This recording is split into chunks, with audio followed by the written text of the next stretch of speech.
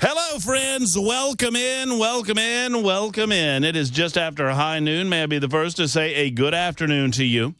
My name is Matt Murphy, and conveniently, this is the Matt Murphy Radio Show on Supertalk 99.7 WTN. It's our episode 706, our visits together.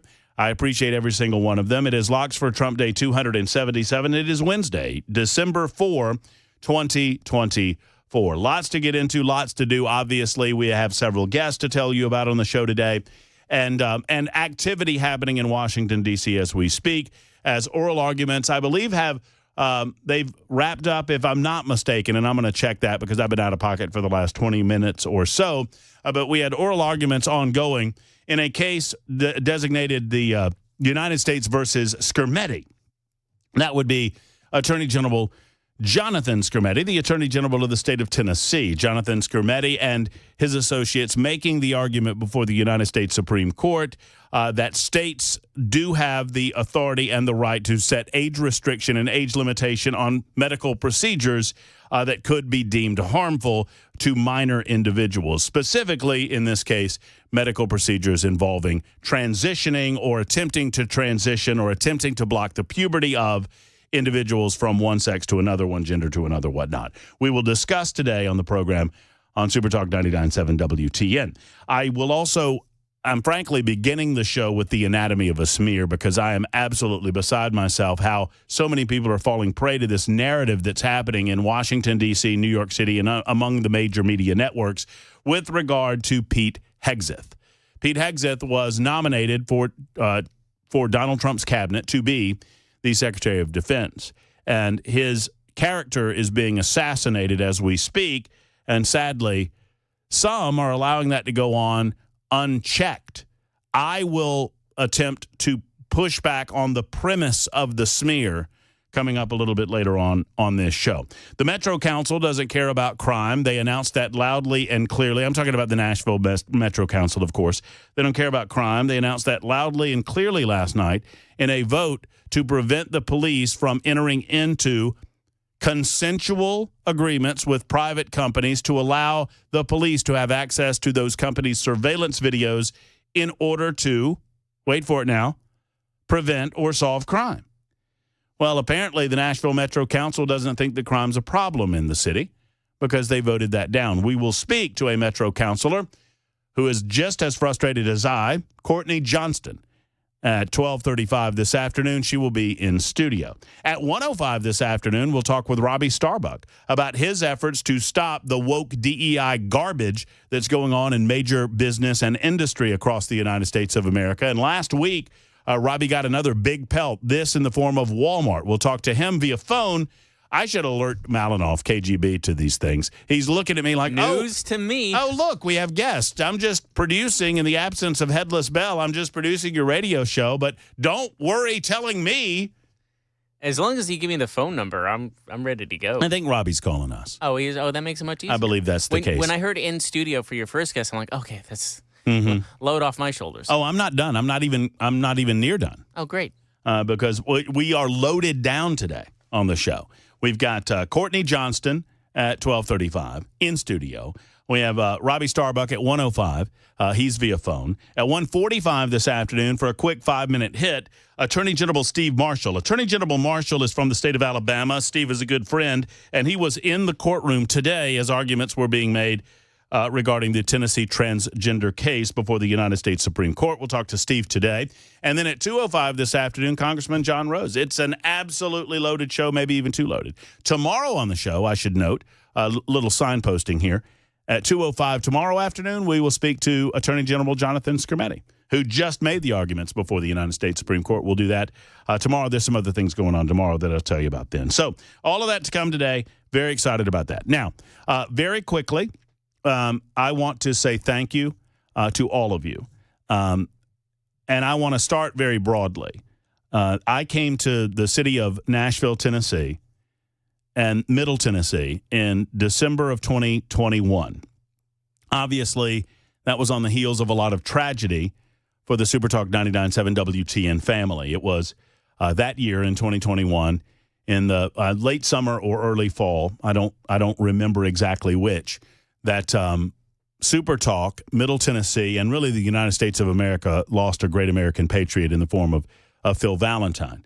And I was selected by Cumulus to come in and fill, not obviously replace Phil. Nobody could replace Phil, but to fill that gap in time that was created in his absence. And there was a little bit of a lineup shakeup as Brian Wilson was doing mornings, and Brian Wilson went to afternoons, and Dan Mandis shifted over to mornings. And all of you welcomed me with open arms into Middle Tennessee, and I cannot thank you enough. It has been an absolute delight getting to know you, getting to know the state, getting to know the region, and getting to know the Super Talk family. And I hope that you consider me one of your own. And it is an equal honor, and I am insanely grateful and excited that it was announced today that I will be taking over for Brian Wilson in the afternoon time slot from 3 until 7, beginning at the start of the year. I think officially our launch is January 2nd, although you'll hear me Mondays and Fridays, as I've been doing for the past several weeks since Brian made his announcement that he was retiring from full-time service in the broadcasting industry after 50 full years. It is a privilege to sit in the same chair as Brian Wilson. It's a privilege to sit in the same chair as Phil Valentine. I do not deserve it, and I owe it all to you and to my Cumulus family, and I thank you sincerely and deeply. Thank you. I appreciate whatever time you're able to spend with us on a day-to-day basis. I always liked to say that, it's special that you're here. I get paid to be here, so it's kind of an obligation. You do not. And the only reason that I get paid to be here is because you're here. And so I cannot thank you enough for doing that. I hope to be worthy of your time, to be worthy of the attention that you're able to give, and to be worthy of calling you family. And so I just wanted to get that out of the way. I'm excited for Brian and his new adventures. I'm excited that he's still going to remain a part of the family. I'm excited to welcome Chad Benson into the noon to 3 slot. I think you're going to get to know Chad, and you're going to absolutely love him. I know that change is weird. Change is difficult. I know that, we want things to remain relatively consistent, and you'll have consistency in the morning with Nashville's Morning News, Dan Mandis, Joan Jones, Johnny B., then Chris Hand, of course, my brother from another mother, as they say. I always say that because I don't like the phrase, but I say it on occasion. And then, Chad and the team in the afternoons. It's still to be, everything's getting worked out. All of the not minor details, all of the finer details, I should say, are still getting worked out. But I just want to thank Paul Mason, our program director here at Super Talk 99.7 WT, and Allison Warren, our general manager, sales manager Dave Elliott, and everyone else that makes it possible. And as a matter of fact, I would just like to thank everybody but KGB. Everyone but KGB is doing their part. They're pulling on the load, and we're pulling it up the hill. KGB, on the other hand, I feel like he's been an impediment to our success here at Super Talk.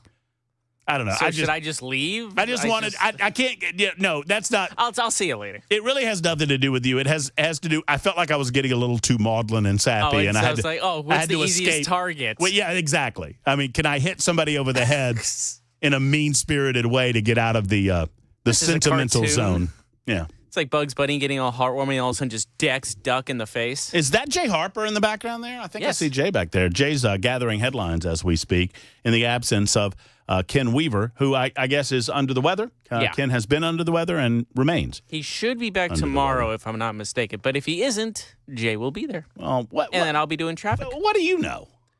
I'm in the. Well, I have to. Are you in the loop? I am in the loop because when How the hell did you get in the loop? Well, when Jay's doing the news, I have to do traffic. Oh, okay. That's why you're in. Okay, that makes sense. I was about to go off on how the hell KGB got in the loop. I'm not in the loop. Yeah, I'm not either, man. Jay's not in the loop. No, I've been here longer than this guy. Come on, man. This is the way they do. This is why I call him KGB, Jay. Hey, I got connections. I don't know what else to say. Well, okay then. Connections are above all of our pay grades. Makes a little more sense in as much as you have to shift around in order to get those things done. All right, we've got a lot to get done. 615-737-9986. If you would like, I should say, to give us a call, you may do so. If you would like to give us a text, you may do so at the aforementioned number, 615-737-9986. Busy show today. Before I get too far away from it, I want to thank you for yesterday. So many of you reached into your wallets and reached into your hearts and gave to Men of Valor. It was a different kind of show, and I warned you that it would be a different kind of show yesterday as we broadcast live from their reentry campus here in Nashville, Tennessee, Antioch to be more specific. What a wonderful group. What a wonderful group of men. What a wonderful organization, and I'm proud to be a part of it.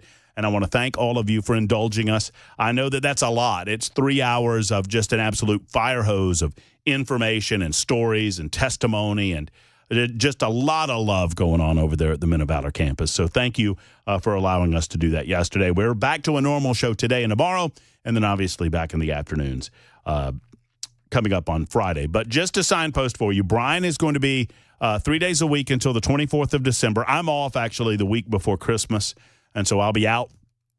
And then after Christmas, starting on the 26th, I will be permanently 3 to 7, and it's kind of a soft open. I'll be here that week after Christmas, but then after the new year, it will be official starting on January 2nd. So that's great news. Let's talk about the anatomy of a smear. Pete Hegseth edition. The late, great Rush Limbaugh, and I don't know if he was the first to say it. He was the first person that I heard say it. That you have to understand that when it comes to liberals and the liberal media attacking conservatives, Republicans, or any semblance thereof, it is never the veracity of the claim that matters to them. It's the seriousness of the charge. Because for the most part, these people know that the claim is Bravo Sierra. The claim is bogus. But they don't care if the claim is bogus or not. It is beside the point when they are attempting to smear me or you or Pete Hegseth or anyone else. They don't care whether the smear is true or not. And that is the first thing you have to understand what's going on with Pete Hegseth. Now, I do not know what is true and what is not. I know that Pete Hegseth was investigated after the California incident happened in 2017, in which he says that he had a consensual sexual relationship with a woman. She later claimed that it was not consensual. A report was filed. Video surveillance was looked at. Testimony was taken on both sides, and the police decided to walk away from it. They said no charges should be filed. We can find no evidence that any of this occurred in the manner in which this woman is talking about. Well, this was the first shot across the bow against Pete Hegseth. I don't know what happened, nor do you. Nor do any of these, I almost said a bad word, any of these organizations regurgitating the smear. They don't know whether it's true or not, and they don't care. Understand, they don't care about the truth. They care about the outcome. It is not the veracity of the claims that they are making that matters to them. It's the seriousness of the allegation. And this is what you see over and over and over again when liberals attempt to collect conservative pelts. And by liberals, I mean 90% of the mainstream non-Fox media. Well, this is a very serious allegation, and it must be taken seriously. And we must talk about the serious nature of these allegations very seriously for the next 3 weeks. Or whatever it is. You never hear these same media organizations talking about Pete Hegseth in a positive way. You never hear these same media organizations talking about any of these candidates in an affirmative way. Name me the nominee that Donald Trump has brought up that the media has praised. I'm not talking Fox. I'm talking ABC, CBS, NBC, MSNBC, #NeverCNN, New York Times, Washington Post, Politico, all the online, whatever. Tell me the nominee that Donald Trump has brought forth that the media has praised. I see you. I got you. Okay? Tell me. I'll wait. Of course, there isn't one. Because they start with the narrative that every nominee is bad. Because Donald Trump made the nomination. Because Donald Trump is bad. This is where they start. They will never tell you any positive news about any of these nominees because that's not where they live and breathe. They live and breathe to destroy these people, not to treat them fairly, and sure as hell not to praise them, to destroy them. I'll talk to you about the next stage in the anatomy of a smear coming up in just a moment. It involves anonymous sources. That's right. Individuals on condition of anonymity have related to various news organizations how Pete Hegseth is a drunkard. Not making that up. 22 after the hour. Super Talk 99.7 WTN.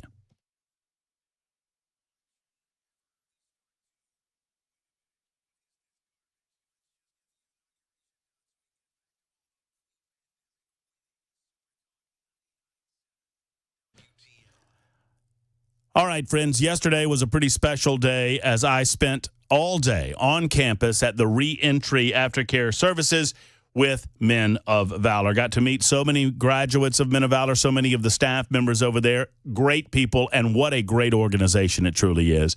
You know, we were mentioning the donation page quite often yesterday. I want to mention it again. Give.movministry.com. That's give.movministry.com. Whether it's $5, $500, whatever you can afford to give, your money goes to a tremendous service. It's bringing men to God and correcting a lot of the wrong that they've done in their past and getting them on a path of success. Now, obviously, these are men that have done crime and they will do the time, but what kind of men do we want out of prison? Will you join us in helping set these captives free and making our community a safer place to live in the process? I encourage you to do so. Go to movministry.com. That's movministry.com to find out more about the wonderful organization that is Men of Valor.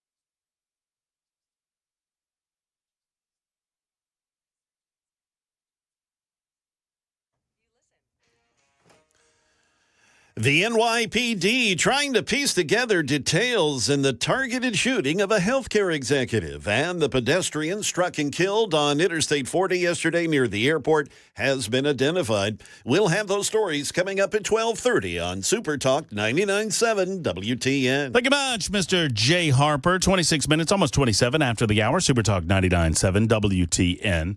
Hey, I've got good news, Malinoff. She made it, so she's right outside. You could say hello to her, though. KGB, if you wanted to. We're all good. Courtney Johnston coming up at about 12:35 this afternoon to talk about some of the activity happening at the Metro City Council, activity that demonstrates to me that a majority of the Metro Council doesn't really care about crime in this city. More on the anatomy of a smear as it applies to Pete Hegseth and the Secretary of Defense. So it is not the truth of the claims, it's the seriousness of the allegations. And if they do not believe, they being in the mainstream media, who decide that they're going to attack this individual and they're going to kill him from a career perspective or politically, if they find an allegation that they believe the public will react to, they'll throw that out there. Well, they did so with this allegation that he had inappropriate sexual relations with an individual in California in 2017. Well, apparently not enough people were taking that seriously, and so they they find this email that his mother wrote him so many years ago about his actions toward women. The mom, in this case, Pete Hegseth's mother, has said consistently now that she was angry. She did not mean some of the things that she said to him, that she was speaking out of anger. She apparently had an interview. I've not seen the interview. Chris Hand was telling me about it and said that it did not go well for his mother or Hegseth himself. And now we have these anonymous sources, which I absolutely hate. And media regurgitating anonymous sources saying that Pete Hegseth drinks too much, that he partied, that he was sometimes hungover, and that on occasion you could smell alcohol on his breath. What are we even doing? So is the suggestion that Pete Hegseth is an alcoholic? Because I thought when it came to Hunter Biden that was a problem that needed to be dealt with, that these types of medical issues, these addiction-based issues, you see how they treat it differently? Think about how the mainstream media treats Hunter Biden and his crack cocaine addict status, and how they treated this story, that Pete Hegseth sometimes drank, and occasionally he was known to be buzzed or even drunk, and occasionally someone would suggest, I don't even care if any of this is true, not that it matters whether it's true or not. Go back to point number one. They don't care if it's true, only if it makes him look bad. Only if you can destroy his character to the point that you can get your quote. And that's where we get to point three. Once you get these anonymous sources chattering enough so that you get major media outlets like NBC, CBS, ABC, CNN, etc., reporting this news, then these media organizations go to the people that matter. These are the individuals that are going to decide on these nominations, and they ask them to comment.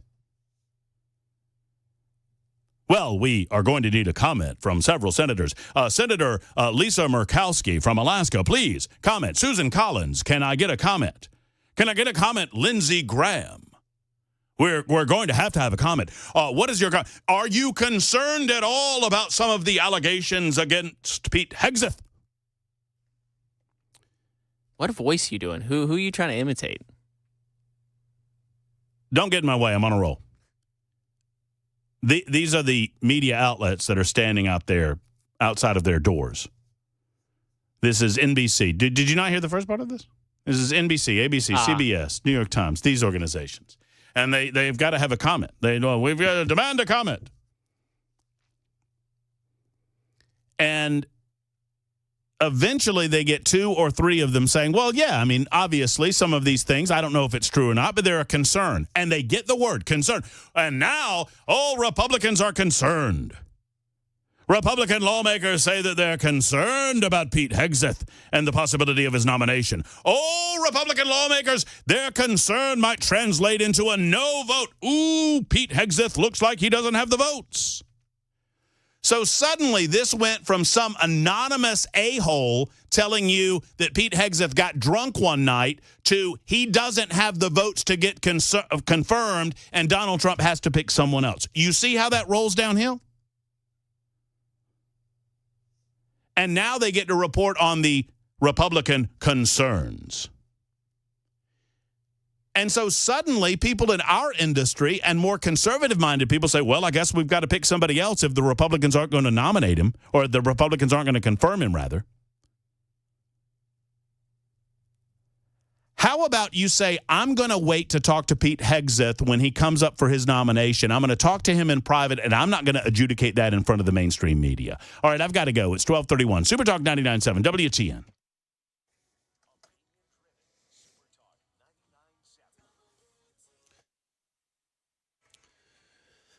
Good afternoon. It is 12:32, and I'm Jay Harper with your top stories. A full weather forecast is coming up. The NYPD says this morning's shooting death in Midtown Manhattan of the head of United Healthcare Insurance in rush hour was intentional, not random, but why it happened is still a mystery. The gunman got away on a bicycle. ABC's Chuck Siebertson reports. The shooter arrived several minutes before Brian Thompson, ignoring passersby outside the Hilton on 6th Avenue around 6:40 a.m., says Police Commissioner Jessica Tisch at a news conference. As the victim was walking to the conference hotel, the suspect approached from behind and fired several rounds, hitting Thompson in the back and leg. The suspect fled, first on foot, then on an e-bike, and was last seen in Central Park. Those bikes have GPS and can be traced, say police officials. Thompson was in town to speak at an investors conference. Back here in Nashville, Metro Police have identified the pedestrian who was struck and killed on I-40 East yesterday morning. According to police, 22-year-old Austin David of Mount Juliet, he was killed after he was struck between the Donaldson Pike and Stewart's Ferry Pike exits. David was reportedly walking along the right side of the interstate near Lane 4 when he was struck before being run over by other vehicles. Police said it's unknown when the collision actually occurred, but they're thinking it may have happened as early as 2 o'clock in the morning. But the poor man wasn't found until about 11:15. Police said there were no witnesses or vehicles that remained on the scene. I-40 East between Donaldson Pike and Stewart's Ferry Pike near the airport. As many of you know, yesterday it was closed for several hours and didn't reopen until about 4 o'clock yesterday afternoon. Police are asking that anyone who may have information about this crash to please call Crime Stoppers. That is the latest news. Weather is next. I'm Jay Harper, WTN News. The guaranteed offer is the easiest way to sell your home. It's really simple. We bring you an all-cash offer. You close in as little as 21 days. No home inspections, no lockboxes, no open houses. Go to markspain.com to get a guaranteed offer and start packing.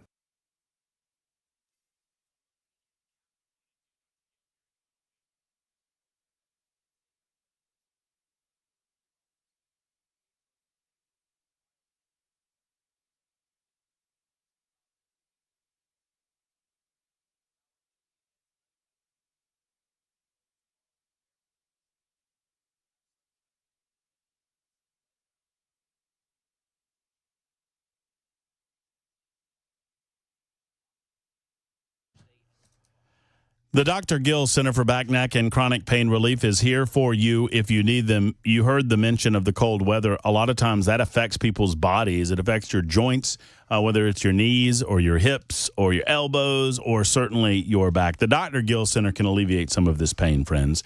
And all it takes is a call and a visit to the Dr. Gill Center to see the difference that Dr. Gill and his team approach really does make in your life. I did it. I did it 3 years ago. When I first came to Nashville, I knew I needed someone in chiropractic care. I asked around, and everyone said the Dr. Gill Center is the originator of spinal decompression in this town. They have so many advancements in the technology nowadays. You need to get to the Dr. Gill Center. And get there I did. Absolutely pleased that I did, because now I can still play golf. I have alleviated my pain in my lower back. Thank you to the Dr. Gill Center. And you can be next in line. All you need to do is make the call and get to the program. Get to the Dr. Gill Center in Franklin. You'll be happy you did. Less pain means a better life for you and a better life for your family. The Dr. Gill Center for Back, Neck, and Chronic Pain Relief, located in Franklin. Stop by or give them a call and schedule an appointment today. 615-882-4838, 882-4838, the Dr. Gill Center.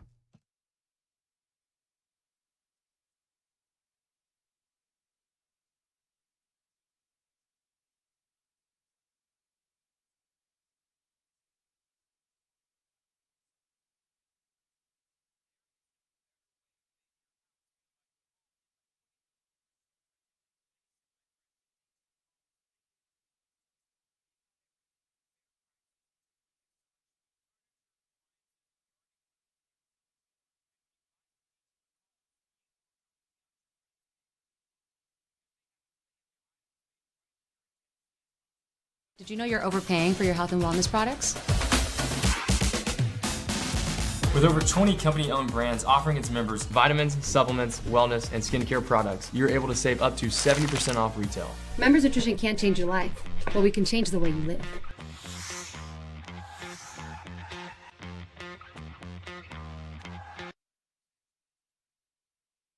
Hey, what's up, guys? It's Matt Murphy in the middle of downtown Franklin, Tennessee. We've talked so much about Savory Spice. I thought, why not show you the place? So let's go on in and see what's popping at Savory Spice. As I've always said, you will smell the spices even before you walk in. I can smell them right here in the doorway. Come on in, and let's introduce you to the one and only Holly, who is the owner and proprietor of Savory Spice. Say hey, Holly. Hello, everyone. Now, enough about Holly. Let's talk about spicy and easy products like the incredible taco soup, which, as I said, you put this in a crock pot, you put all the ingredients that it tells you to buy right there, you put the spices in, and it's so easy. So if you don't know what you're doing around the kitchen, it's a perfect way to find your way around the kitchen, as is the Mediterranean dill risotto. Now, for the holidays, pumpkin pie spice. What doesn't it have, Holly? Pumpkin. Doesn't have any pumpkin in it. That's a fun fact for all of you kids out there. Now, if you stop by Savory Spice, either in the Franklin location or at L&L Market, you can get yourself a sample of the dill dip, which is my absolute favorite. Just tell them Matt Murphy sent you to Savory Spice with purchase now. So come by Franklin or L&L Market in Nashville and come see Holly and the entire crew at Savory Spice.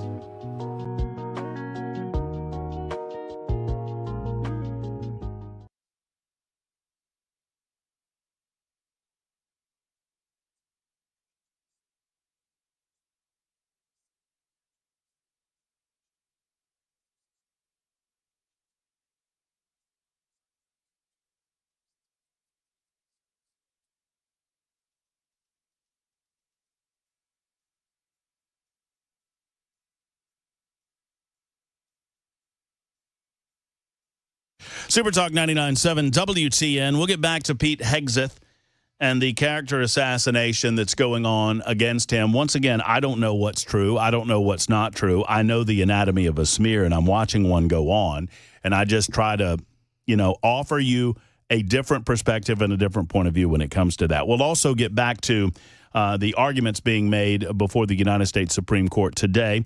On behalf of the state of Tennessee, it was U.S. versus Skermetti. Talking with Jonathan Skermetti tomorrow afternoon at 2:05. We'll talk to Attorney General Steve Marshall, who was in the courtroom today. He is the Attorney General of the state of Alabama, and obviously they're watching this case very closely, as so many other states have these restrictions against body modification for minors in place in their states as well. That's coming up in the 1 o'clock hour. Right now, we turn our attention to Nashville, Davidson County, and the Metro Council. A decision was made last night as a result of much debate, much consternation, much conversation regarding a program called Fusus. To talk about this, what the program is, and what decisions were made last night, we welcome back to the show Metro Councilor Courtney Johnston. Hello, Courtney. Hi. You're on fire today. It is what it is. There's a lot to get into, and I did not want this subject and this story to get lost in the state and national stories that are going on, because I think it's very important for Davidson County. It's incredibly important. So tell us what Fusus is. Fusus is an integration software where, among other things, it allows us to track assets like where our patrol cars are and all this kind of stuff to be able to respond to things. But the aspect of it that is controversial is that private business owners can allow the police department to access footage as a result of a call for service, which basically just speeds it up. Because typically what will happen is they'll go knock on the door. Hey, something happened here. Do you have, security footage? Can we have that security footage as part of the investigation? Now, or they could opt in to say, listen, when something happens, you can log in, you can see what's going on, you can take that footage if you need it, which also it helps speed up investigations. It helps allow the police department to direct patrol officers or whoever's responding. If someone runs around the building, hey, they just ran around the building, we can handle that so we respond more efficiently and effectively. That's what it is. So it gives what I hear you saying, and I'm just restating it. Police already can go to a private business or a home for that matter, but this doesn't have to do with residences. Yeah, it is not residential. This is not your doorbell camera. Right. But the police already have an ability to go to businesses and say, hey, a crime was committed in this area. Do you mind if we look at your footage? Correct. And if the business says, yeah, sure. Yep. What this would give them the ability to do is that they could preemptively enter into an agreement by which the police would have access to said footage. They would have to notify the business that they're accessing the footage, and everything would be on the up and up in that regard. Yes. It would just speed up the process of solving crime in the city. Expedites investigations, yes. What happened last night? That vote failed. It required 21 votes because it was a sole source contract. We got 20 votes in favor. We got 18 votes against, and we had 2 absences. One would have been a no, I believe. One I know would have been a yes. And so we failed by 1 vote to give a tool to the police department that really all it does is expedite things based off of arguments around transgender concerns that, these people, transgender people would be arrested because it's illegal. Apparently, I learned this last night. This is false, by the way, that it's illegal to be transgender. What? Yeah, I mean, Olivia Hill stood up and said, it's illegal for her, and she could get arrested. For what? I mean, unbelievable. Really what this tool would do is that the trans community is much more concerned about being a victim of violent crime. This tool could help bring whatever perpetrator of that violent crime to justice much more quickly. It's actually a tool to help protect this particular community and anyone else that would happen to be a victim of a crime. It could be used for mass deportation, apparently. I'm just like, okay. Just fear-mongering arguments, the same arguments that we've had for LPRs for the past 3 years, right? And really, I don't mean to interrupt you, Sure. but do these individuals, and I know it is hard to try to make sense of the senseless, and what you're describing is relatively senseless, but do they not believe that there's a crime problem in Nashville? Well, that's what's funny is that we talked about, first of all, crime in my area, murders specifically, are up 75% in South Nashville. So there's that. Mm-hmm. But we heard a lot yesterday that, crime is down and the police department's doing a great job. Why do they need this tool? But at the same time, so the police are doing a great job, but also we don't trust the police. Well, so which one is it? Right. Are they doing a great job? So they talk out of both sides of their mouths because their arguments are so weak. And yet the emotional response is to say, no, I'm not going to do this. Oh, mass deportation, terrible. The persecution of trans or marginalized communities, we can't do that. It's absolute nonsense. But it's like, what do you expect? What do you expect from a group of people that were elected by a very small portion of Davidson County that came out for that election? We are putting people in office that have great power that have in my opinion, no business being there. So my only concerns, and you and I talked about this the last time you were on discussing Fusus, my only concerns were of a civil liberty nature, Sure. Right? And I don't think anyone would argue that a private business doesn't have the ability to put up a surveillance video system monitoring their private business. And by extension, they're going to extend that out into the public streets and whatnot. And certainly I can't make a civil libertarian argument that business cannot then agree to hand over whatever they have to the police, and this would just preemptively expedite that. I do not believe that you have a reasonable expectation of privacy when you're on the city streets or standing outside of a private business. Right, and these cameras are already there. Yeah, it's not like you're not creating any cameras. You're Correct. You're setting up a nexus by which the police can access it if there is a crime. Correct.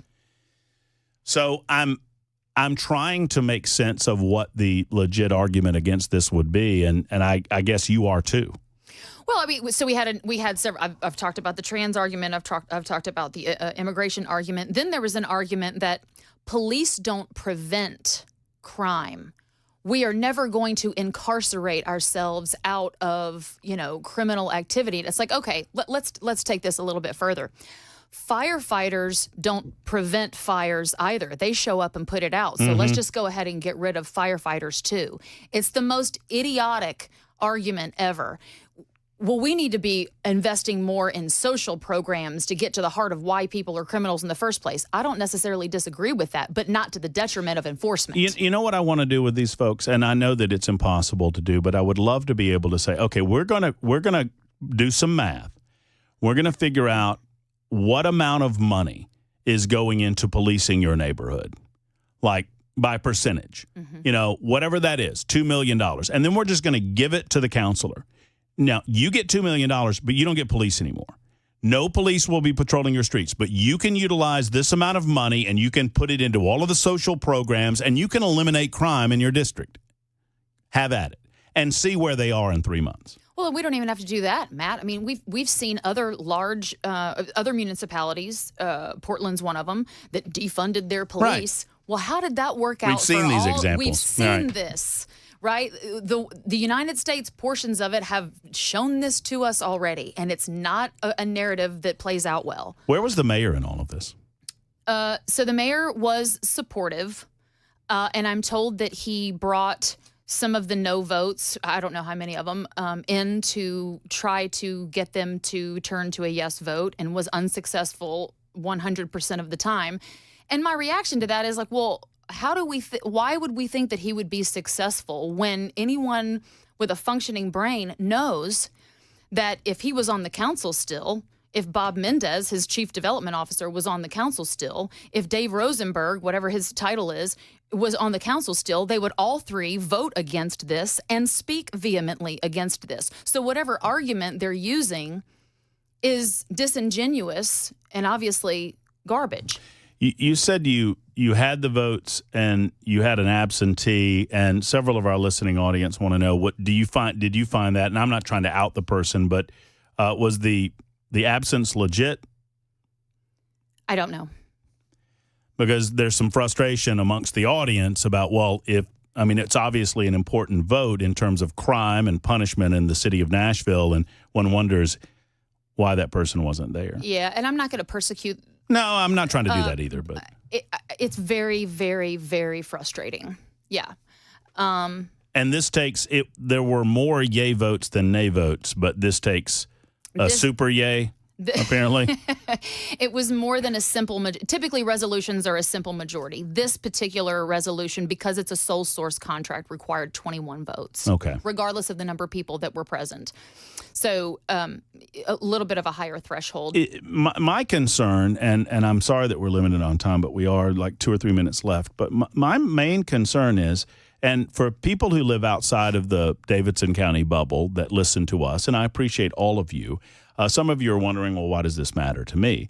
There's a lot of tourists that come into Nashville, Tennessee, and those tourism dollars mitigate the amount of money that we pay in taxes. That is the bottom line. I promise you that politicians are still going to want the money. 100%. And if tourism drops, they're going to figure out a different way to get the money, whether it's through property taxes or however they can get it. And if we see crime continue to go up in this city, you will see fewer people coming into this city in a tourist fashion. The state legislature loves to tout how well-run Tennessee is because of their Republican supermajority. That is a very new supermajority when you think back in the history of Tennessee. 20 years ago, we were Democrat, okay? So what else happened 20 years ago besides the flip to Republican? It was when Davidson County took off like a rocket. Yep. Okay. And it is the engine that keeps the whole state. So there's a lot of people that are listening that don't live in Davidson County, don't give a hoot about Davidson County. And some of them have disdain for Davidson County. But what I will tell you is we all enjoy not having a state income tax because Davidson County is so successful. 100%. So everyone should have a vested interest in Davidson County continuing to be successful. And if crime continues to escalate the way that it is, people are not going to choose to come here. That is a choice for them to fly in, drive in, spend their money here. It is a choice, and there's other options. So we better start being serious about it. This was a kick in the gut to the Metropolitan Nashville Police Department. If LPRs fail, that's another kick in the gut. When does that come up? Great question, Matt. How many times can we ask the mayor that? All we hear is it's on track. Well, on track for what? I don't know. I don't know what track this is. I didn't see the mayor, and the mayor can say that he supported Fusus all he wants. I didn't see the mayor outwardly supporting it. I didn't see him publicly talking about it necessarily. Maybe he did and I missed it. He wrote a letter that I received. Of course, nobody needs to sell me on it, right. So I'm not going to be the receiving end of his lobbying efforts. But it's just incredibly frustrating.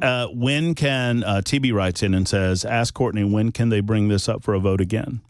Theoretically, we could bring it up at the next meeting if the legislation is filed again. But is that going to happen? I don't know. The Metro Police Department wants this, right? The Metro Police Department wants this. They want LPRs. They've been begging for these tools for years now, with an S. Yes, they are trying their best to do the job of keeping people safe, solving crimes, hopefully preventing crimes.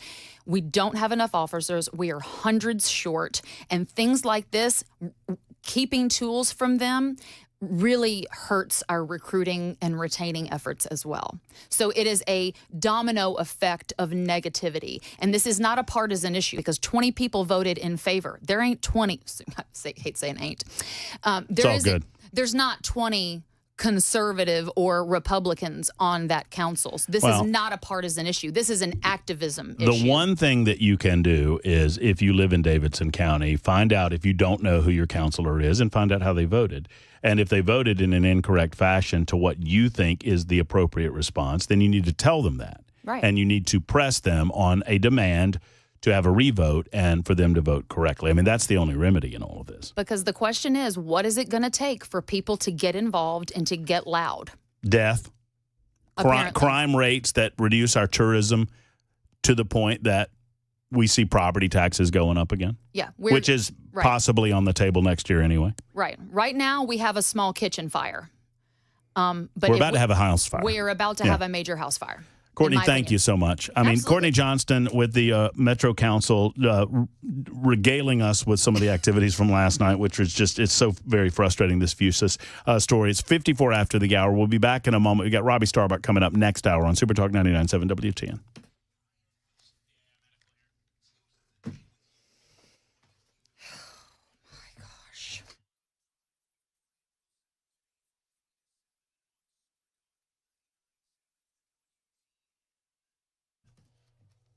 Hey, friends, if you're watching on Super Talk TV, you see my hair is absolutely out of control. I mean, it's gotten kind of ridiculous, frankly, and it's in part thanks to PAI Medical and the We Grow Hair people.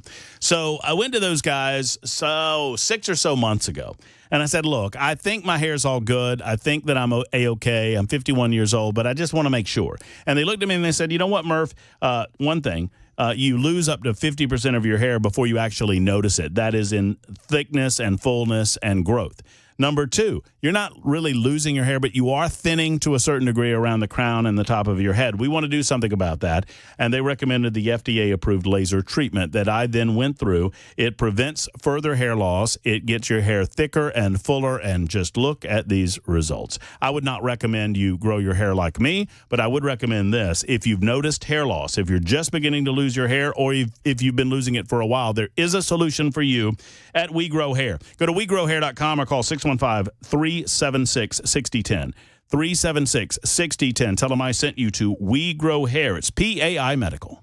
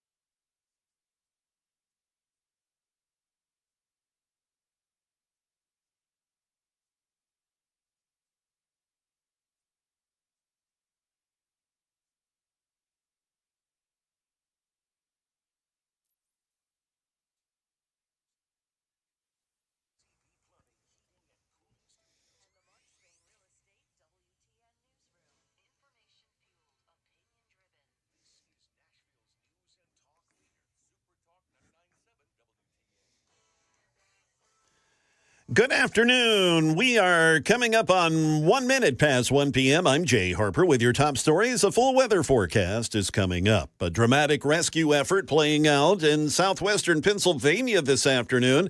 Pleasant Valley Fire Chief John Basha says that they're still trying to find a missing grandmother who they think fell in a sinkhole above a crumbling and abandoned coal mine in freezing weather. Still working on some cameras, some electronic devices, some canines for various reasons to go through and trying to locate Miss Pollard.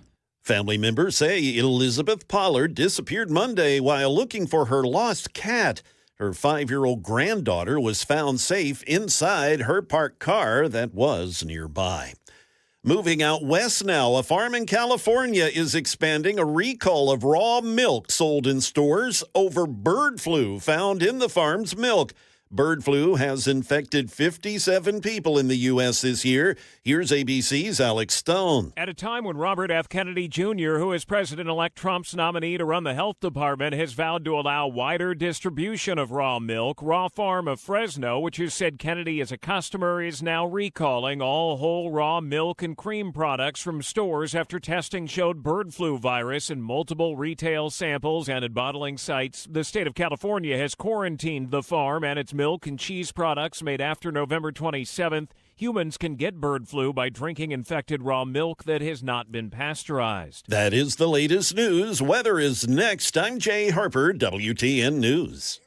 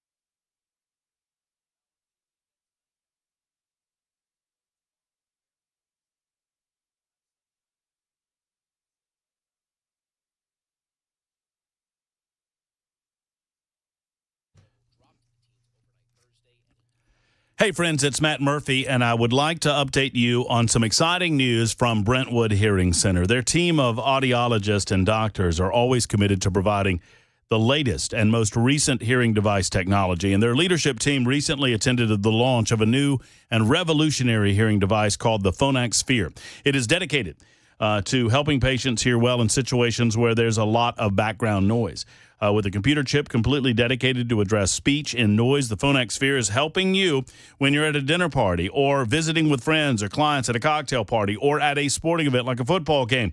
If you're having difficulty hearing conversation when there's background noise, you need to call them today. For any reason, if you've noticed hearing loss in your life, if you have a family member that's noticed it, it's time to get with the Phonak Sphere or with one of the great audiology options from Brentwood Hearing Center. Brentwood Hearing Center, 615-377-0420, 377-0420, or visit them online at BrentwoodHearingCenter.com. Brentwood Hearing Center, better hearing for a better life.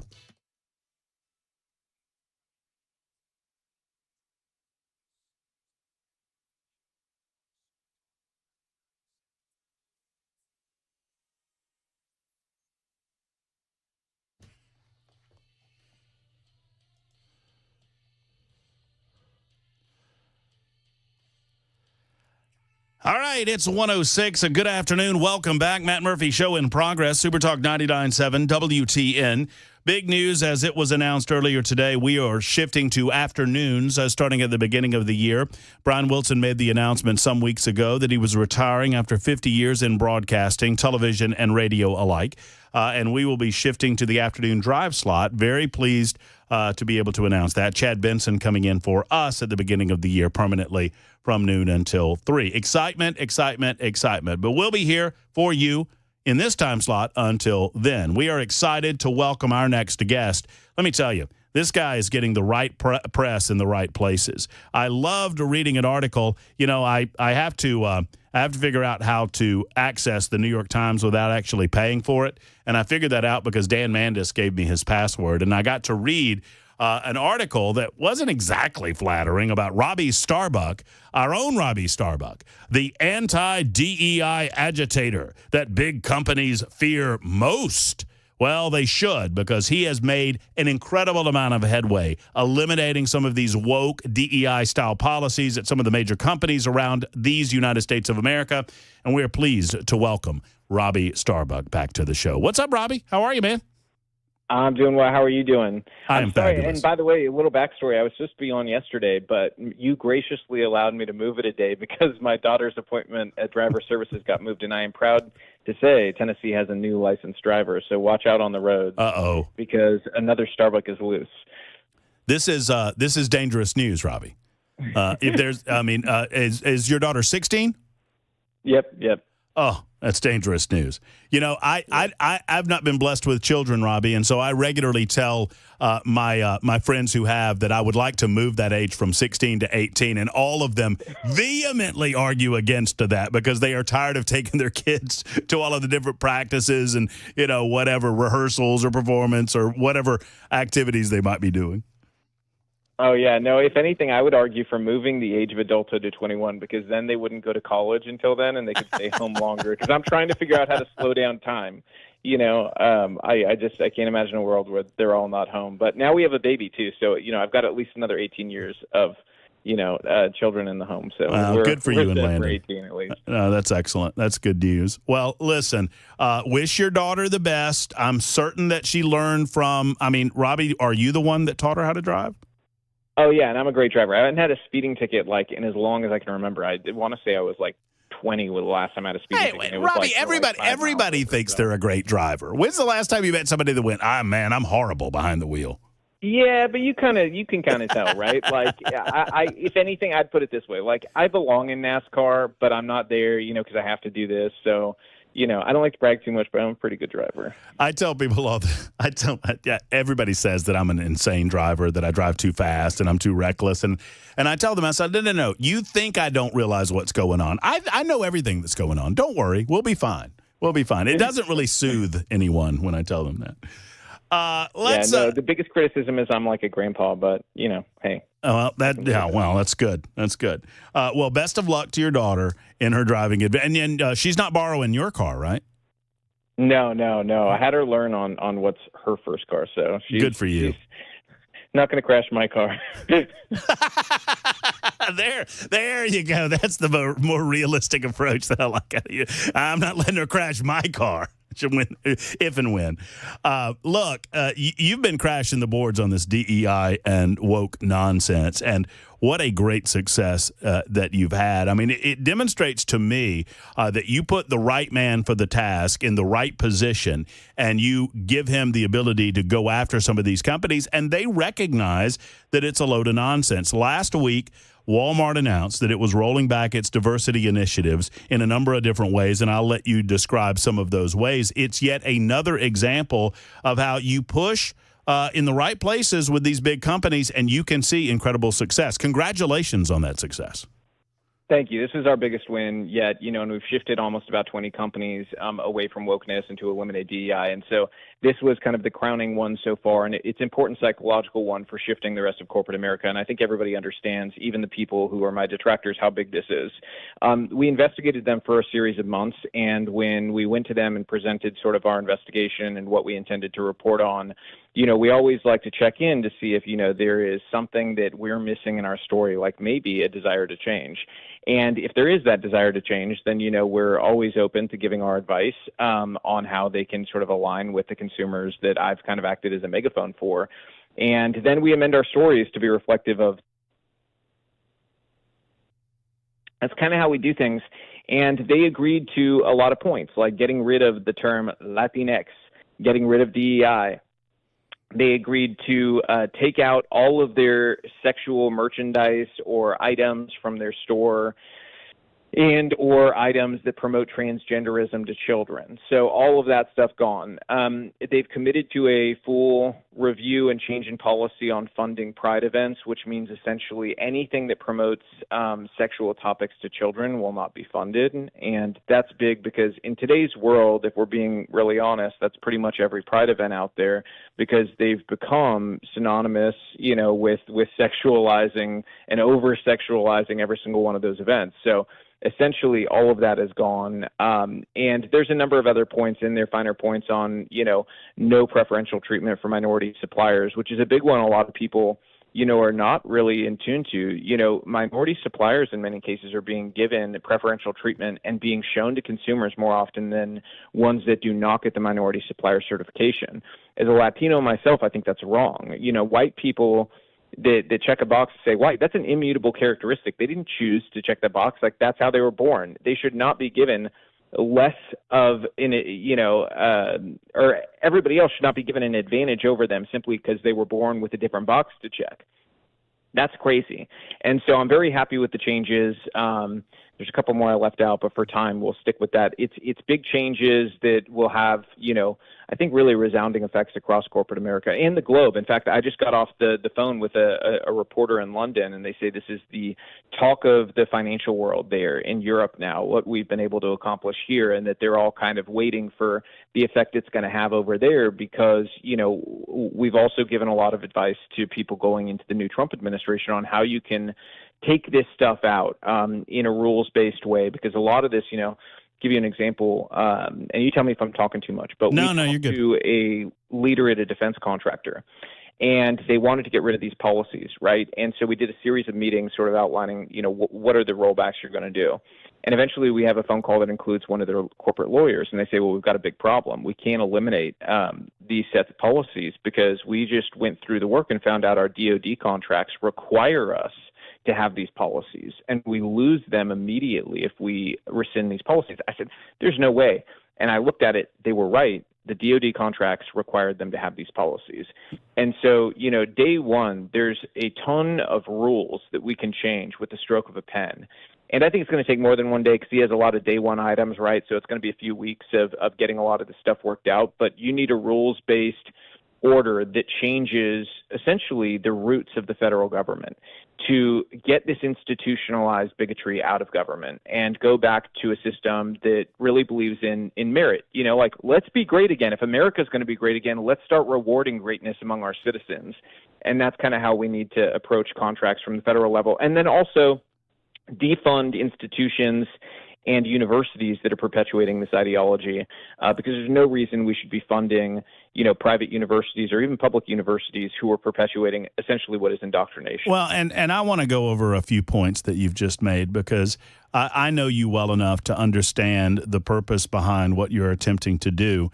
And I don't believe it's your purpose to dictate to businesses how to run their companies. But what businesses cannot do, they're not allowed to enact specifically discriminatory policies against certain groups of people, which is in effect what DEI does. Would you agree with that? Yeah, 100%. It is a violation of existing anti-discrimination laws that people fought for in the civil rights movement. And, it can't be a one-way road where it only protects one race. It's meant to protect everybody. And these programs have been explicitly racist toward white people. In fact, we're investigating a company right now. I got HR emails leaked to us where you see a white candidate was chosen by the people who did the interviews, and people above that HR person said, nope, you got to hire a minority. We need more diversity. So the person that they intended to hire was a white person, and nope, that's not going to work strictly on the basis of race. That cannot happen. It's a violation of anti-discrimination laws. Now, in terms of, detractors will say you're trying to force behaviors at companies, doesn't that make you a tyrant? Actually, it makes me a really big advocate of free markets and capitalism, because this is capitalism, what you're watching. I'm acting as a megaphone for millions of people who resent this crazy ideology. They're tired of funding it. They don't want, when they go to a farm supply store, to fund a pride parade. They want to just pay for their stuff and have it fund the wages of employees. And then if executives who are making money on the top end want to go fund some endeavor on their own private time, like go knock yourself out. But we don't want to be funding it through our dollars that we spend at a company. And so we're just essentially acting as a megaphone for the feelings of your average consumer. And the companies are getting the message, because when we focus on a company, there's a financial effect that happens. When we focused on Tractor Supply, they lost almost $3 billion in market cap. When we focused on John Deere, they lost $10 billion in market cap. Companies got the financial message, and it's why big companies now like Walmart, seeing Black Friday was right around the corner when we were having these conversations, said, we don't want to feel those financial effects, because they're real, and there really are millions of people who are acting on the basis of these reports he's putting out. Well, and it demonstrates to me, play that game. And it demonstrates to me too, Robbie. I mean, the effectiveness of your campaign is obvious, given the number of companies that have decided to go this path once you call them out. But it also demonstrates to me that they are aware that if their consumers knew about some of the policies, the discriminatory programs that they had put in place, that the customers would not react well to it. And it goes to the heart of what you're saying about capitalism, that if all you're doing, I mean, I don't want to say all you're doing, because it's a tremendous amount of work, I'm sure. But what you are doing is drawing attention and making sure that the potential customers of, name your company, and I don't want to name any of the companies that have shifted, because I want to applaud them. I want them to be definitely congratulated. But you name, XYZ company. They know that if their customer base understood the policies that they had enacted in the darkness, if you draw light to that, they're going to suffer as a consequence of it. And we've seen it. You mentioned Tractor Supply. You mentioned John Deere. Yeah, and I'm glad you mentioned, too, we don't want to punish companies to do the right thing. In fact, there are models for proving that rejecting wokeness is a good thing. So what we need to do is actually double down and go to those places. I told you after Tractor Supply, I think I came on the radio with you and told you I went to Tractor Supply directly after. That's the first thing I did after they changed policy. Right. Same thing with Walmart. This last weekend, I went to Walmart, during this last break, during Thanksgiving, I went to Walmart with my kids. And, these are companies we hadn't shopped at because we knew about their woke policies. And then once they dropped them, we went. And so we need to double down on, going and being beneficial consumers to these companies that do the right thing. I'm a big believer in that, because we're about restoring this country and, making these jobs places where people can go and not feel like they're having this shoved down their throat.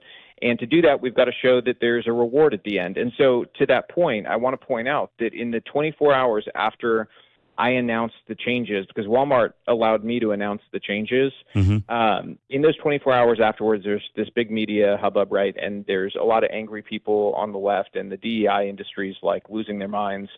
And they've tried to sell this idea for a long time that if you reject these policies, there's going to be just hell to pay in the stock market, right? Well, actually, every company, every single one that has changed their policy in the 24 hours after they've changed have had their stock go up, including in Walmart's case. It was actually, when you have a company that big, moves over 1% are not something you see, let's say a ton, right? Sure. And you don't really see much of a difference between competitor companies unless there's some really negative financial reason, right? Well, what actually happened was Walmart went up over 2% and Target went down 3% in that 24-hour period. It continued into the next day where Amazon, same thing happened. Amazon stock went down and Walmart's going up, right? So there's this birth between their competitors who are still woke and then themselves. And so they're consistently going up. The competitors are going down. And the only thing that you could say is responsible for it is this story of wokeness. And so the market responded by saying, actually, we're big fans of them dropping these policies. Well, and we're big fans of doing things the right way and an inclusive way that doesn't include specific discrimination of certain groups. I just want to name some of the names that you have talked about in the past? Because this leads me to the ultimate question I want to ask you in the couple of minutes that we have left. Target, Amazon, Lowe's, Tractor Supply, Ford, Toyota, Harley-Davidson, Indian Motorcycle, Polaris, Stanley Black & Decker, DeWalt Tools, Craftsman, Caterpillar, Boeing, John Deere, Coors, Jack Daniels, and now Walmart. Most of these companies, I feel like, enacted many of their policies in 2020, 2021, in the aftermath of a fear campaign initiated by BLM and some of these other organizations. I don't know that they ever truly bought into the policies, but they had them in place, certainly. My question for you is DEI dead or at least dying, Robbie, thanks in part to your efforts? We're in the beginning parts of its death. And so it's important to understand DEI as an ideology is like a wounded animal right now. It's going to be doing a lot of biting toward the end, right? They're going to fight back, and we're prepared for that in every way. Thank God Kamala didn't win, because I think that I told people, we actually sat down, I had a meeting with my wife, and I said, if Kamala wins, they're going to try to find some way to make what we've accomplished illegal and try to criminalize it. And I truly believe that's what would have happened had she won, because we were having this success before Trump won the election strictly because you still can't ignore the financial reality of the harm that these policies do to a company. So, I'd say we're at the beginning of the end, and we're going to see this start to permeate even more throughout universities as they become acutely aware of the financial repercussions there are going to be for continuing these policies. And it's gonna keep going from there. And I think you're also going to see a rise in entertainment that is anti-woke. I think that's definitely going to happen. I've been having conversations across the board with some very, very influential people and funders out there. That's definitely going to happen, and that's going to have a really large effect, just like podcasts have had. Having so many podcasts lean to the right has had a major effect on just the way young people vote, and so I think entertainment's going to be the next domino there. And any company on your horizon, obviously, I know that you will announce in your own time, but are you still working on other companies? I mean, Walmart is a huge win for America, frankly, and for fairness and for equity, or equality, I should say. But what's next? I think I'm going to retire and just disappear from public life. You got kids to teach to drive, right? I was very excited. No, we're investigating a good number of companies still. This is a very important psychological win, but you can't give up just because you got the biggest employer in America to do this and say, oh, well, we fixed it. Nope. Right. There's a lot of big companies, a lot of sectors that need to learn their lesson. So we're going to do this and see it through to make sure that we really do our best to rid the country of this lunacy, because at the end of the day, this is too dangerous to not see through to the end. Robbie, thanks so much for everything you do. We are proud to have you within our community. You know how much we love what your work has accomplished. Tell Landon we said hello, and best of luck with that new driver in the family. Thank you. I appreciate it. Thankfully, right, she's a great driver. Take care, buddy. I appreciate you. I'll believe it when I see it. 16-year-old female. I mean, not that females and males, I don't want to get into that debate. It's 24 after the hour on Super Talk.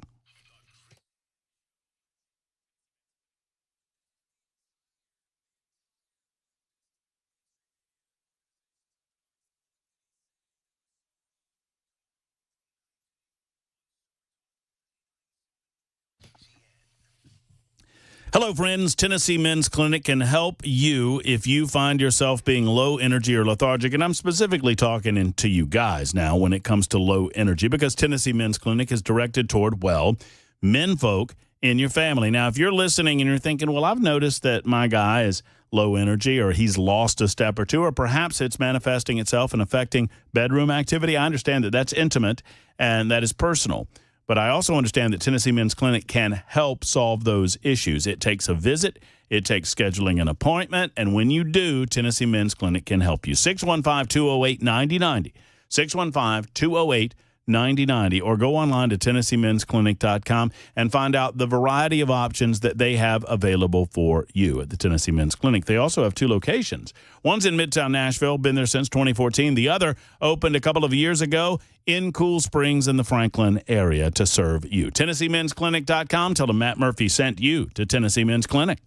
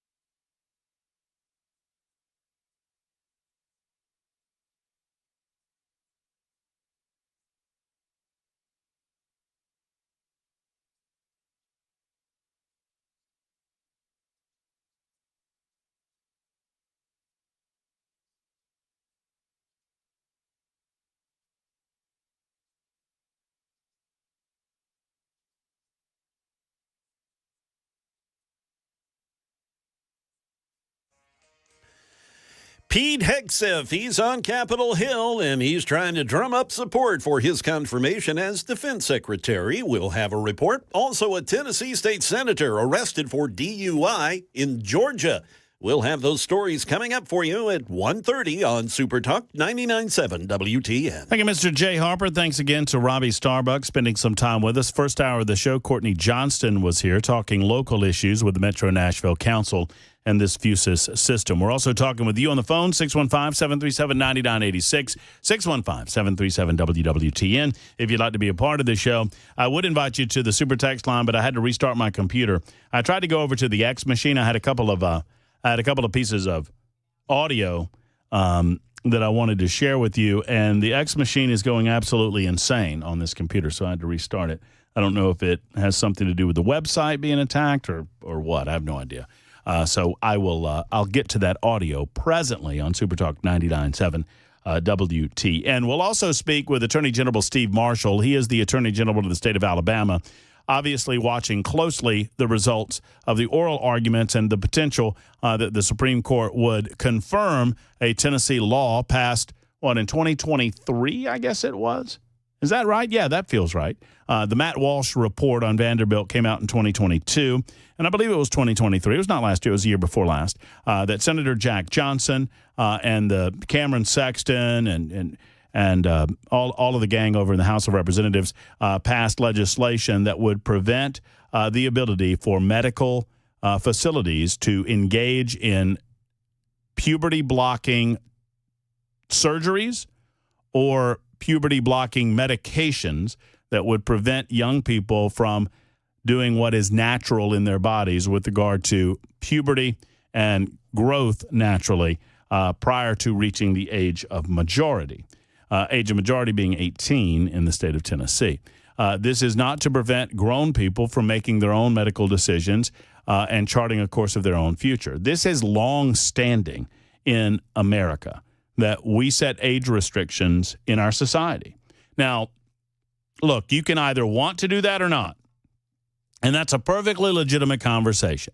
If you want to argue that people of any age as human beings ought to have a right to make a decision for themselves about whatever matter we happen to be talking about, well then, okay. I'm willing to have that conversation with you. I will argue against it. I will argue that age restrictions make sense for the health and safety of the individual involved and the health and safety of others. For example, we don't allow 12-year-olds to drive automobiles. Why? What's the difference between a 12-year-old and a 16-year-old? Except that the 16-year-old has reached a higher level of maturity as they age and has a better ability to understand how to operate a motor vehicle. Frankly, I would move that age to 18 at minimum.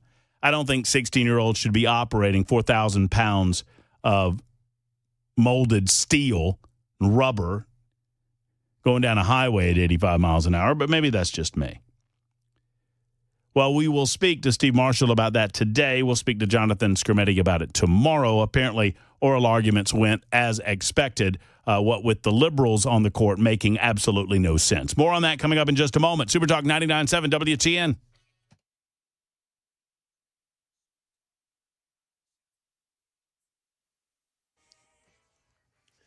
Good afternoon. It's 1:31. I'm Jay Harper with your top stories. We will get a weather forecast to you here shortly.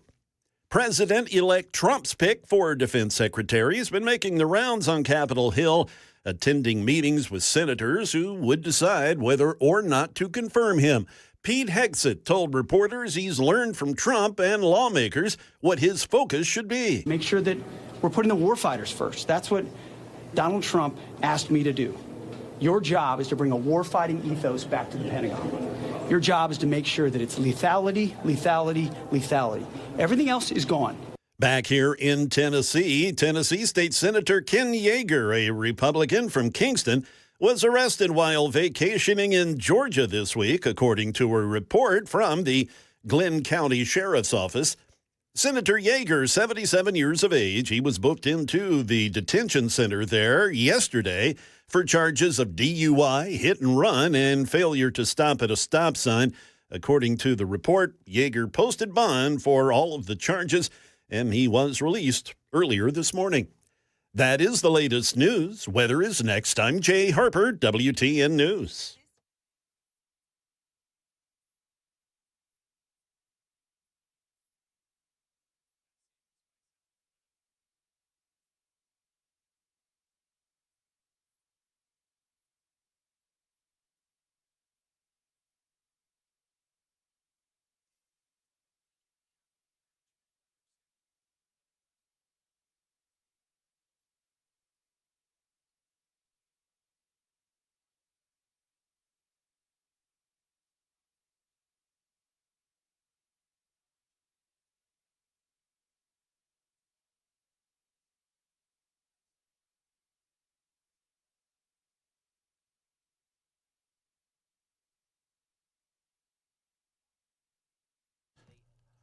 All right, so you got your Thanksgiving out of the way, and you probably leaned on Savory Spice for a lot of those items that made Thanksgiving and the Thanksgiving meal very special. Well, Savory Spice has your Christmas covered as well. It's the holiday baking season, people, and cookies are being baked, and fudge is being made, and all manner of different items are being cooked in your kitchen for presentation at holiday parties and whatnot, and maybe you're already thinking of the Christmas feast. If any of these things are on your mind, I would encourage you to go to Savory Spice. They're simply the best when it comes to all of your spice needs for the holidays.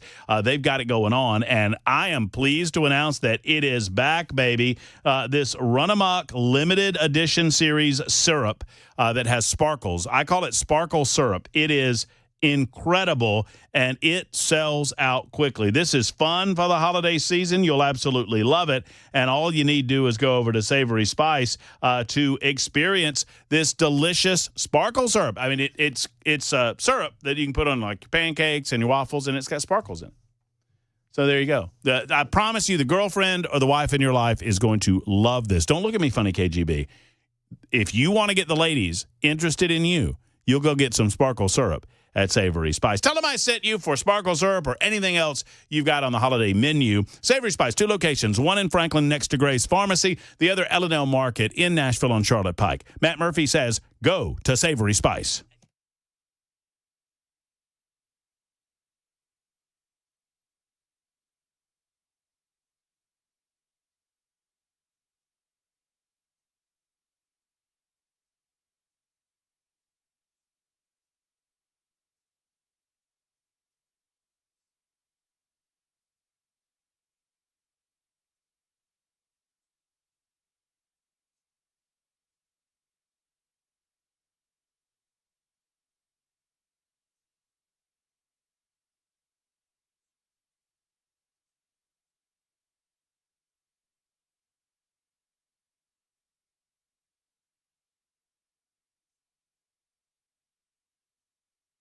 The guaranteed offer is the easiest way to sell your home. It's really simple. We bring you an all-cash offer. You close in as little as 21 days. No home inspections, no lock boxes, no open houses. Go to markspain.com to get a guaranteed offer and start packing. Did you know you're overpaying for your health and wellness products? With over 20 company-owned brands offering its members vitamins, supplements, wellness, and skincare products, you're able to save up to 70% off retail. Members Nutrition can't change your life, but we can change the way you live.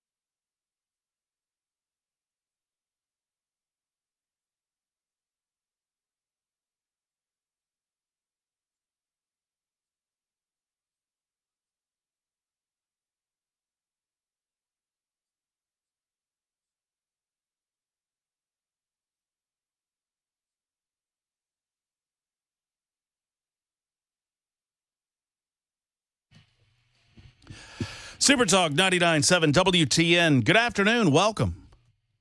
Hope everyone's doing well. Cold outside. I'm having a little spot of bother on my X machine here in the studio, but I'll correct that. Never you fear. I'll try to get some of these clips to you. I was going to play you the Ketanji Brown Jackson clip. I'll have to find it in an alternative way, but Ketanji Brown Jackson sounding like the dumbest Supreme Court justice in the history of the United States Supreme Court. I mean, that's all I can tell you. Comparing Ketanji Brown Jackson actually compared bans on sex changes for kids to bans on interracial marriage. That happened. That happened earlier today. In the meantime, a Democrat senator is calling on the Biden administration to extend deportation protection and work permit, visas, and the like for illegal aliens in the United States of America ahead of what is expected to be historic deportation campaign by the Trump administration. Senator Catherine Cortez Masto of Nevada said on an X post, President Biden has the power to protect immigrant families, and I'm calling on him to use it. She pointed out the use of temporary protected status, which is a status administered by the Department of Homeland Security, allowing nationals who are living in the United States of America to obtain work permits and be shielded from deportation. And she's demanding that Joe Biden do this on the way out. I feel like Joe Biden's a little more concerned with his own immediate family and keeping those folks out of jail right now. But maybe that's just me. TPS grants protection to nationals from countries considered unsafe to return to. It has been used broadly by the Biden-Harris administration to protect hundreds of thousands of individuals from Haiti, Venezuela, and other nations. Meanwhile, the Biden administration has sought to provide additional safeguards for those protected from deportation via the Obama-era Deferred Action for Childhood Arrivals, or the DACA program. In other words, liberal Democrats are not interested in the health and safety of American citizens, more so than they are interested in protecting the status of now illegal aliens currently in our country, regardless of whether or not those illegal aliens present a real and present danger to American citizens. You heard it on the Dan Mandis Show this morning on Nashville's Morning News, where Dan was playing you the clip of the citizen in Chicago sick to death of, what's his name, Mayor Brandon Johnson, is that right? Of Chicago. Putting the protection of illegal aliens, many of whom are committing crimes in that city. Crime is running rampant in Chicago, running rampant in New York City, running rampant in many of our major metropolitan areas, thanks in part to some of the gang influence that has come across the southern border from places like Venezuela and Mexico and others. This is not to say, and no one suggests, that everyone that has come into the United States of America illegally wants to commit further illegal acts. I say further illegal acts because it's an illegal act in and of itself to come in illegally. But many of them do. They're taking advantage of an open border system to prey on the American population. And even liberals who vote liberal in liberal cities have noticed and are speaking back. Eric Adams out of New York. There's a reason that Eric Adams is speaking out about working with the Trump administration. There's a reason that he's talking about being willing to deport individuals who commit criminal acts in New York City. And it's not because suddenly he's found love for Donald Trump. It's not that Eric Adams suddenly found, as we say, religion on this issue. The voters of the city that elected him are demanding it because they see the reality of the criminal activity that comes with the rest of the illegal alien activity. Is it 100% of it? No. Is it a lot? Yes. Too much. And it could all be shut down. Instead of responding to the election on November 5th in a way that creates reflection, internal observation, going over what your policy positions were on any given number of issues and where maybe you failed to connect with the voters that elected the other guy Instead of doing that, the Democrats are doubling and tripling and quadrupling down on their policies. Failed policies that make Americans less safe. And they'll do everything in their power to get this embedded and entangled within the deep state that Donald Trump and many of us who support him want to untangle from the fabric of America. They're going to try to further entangle it as best they can before January 20th.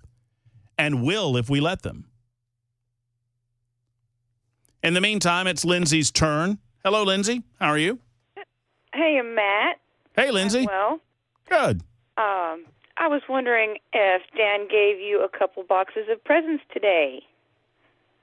He did not. He left them in his car. I knew it. Dan, as in Dan Mandis?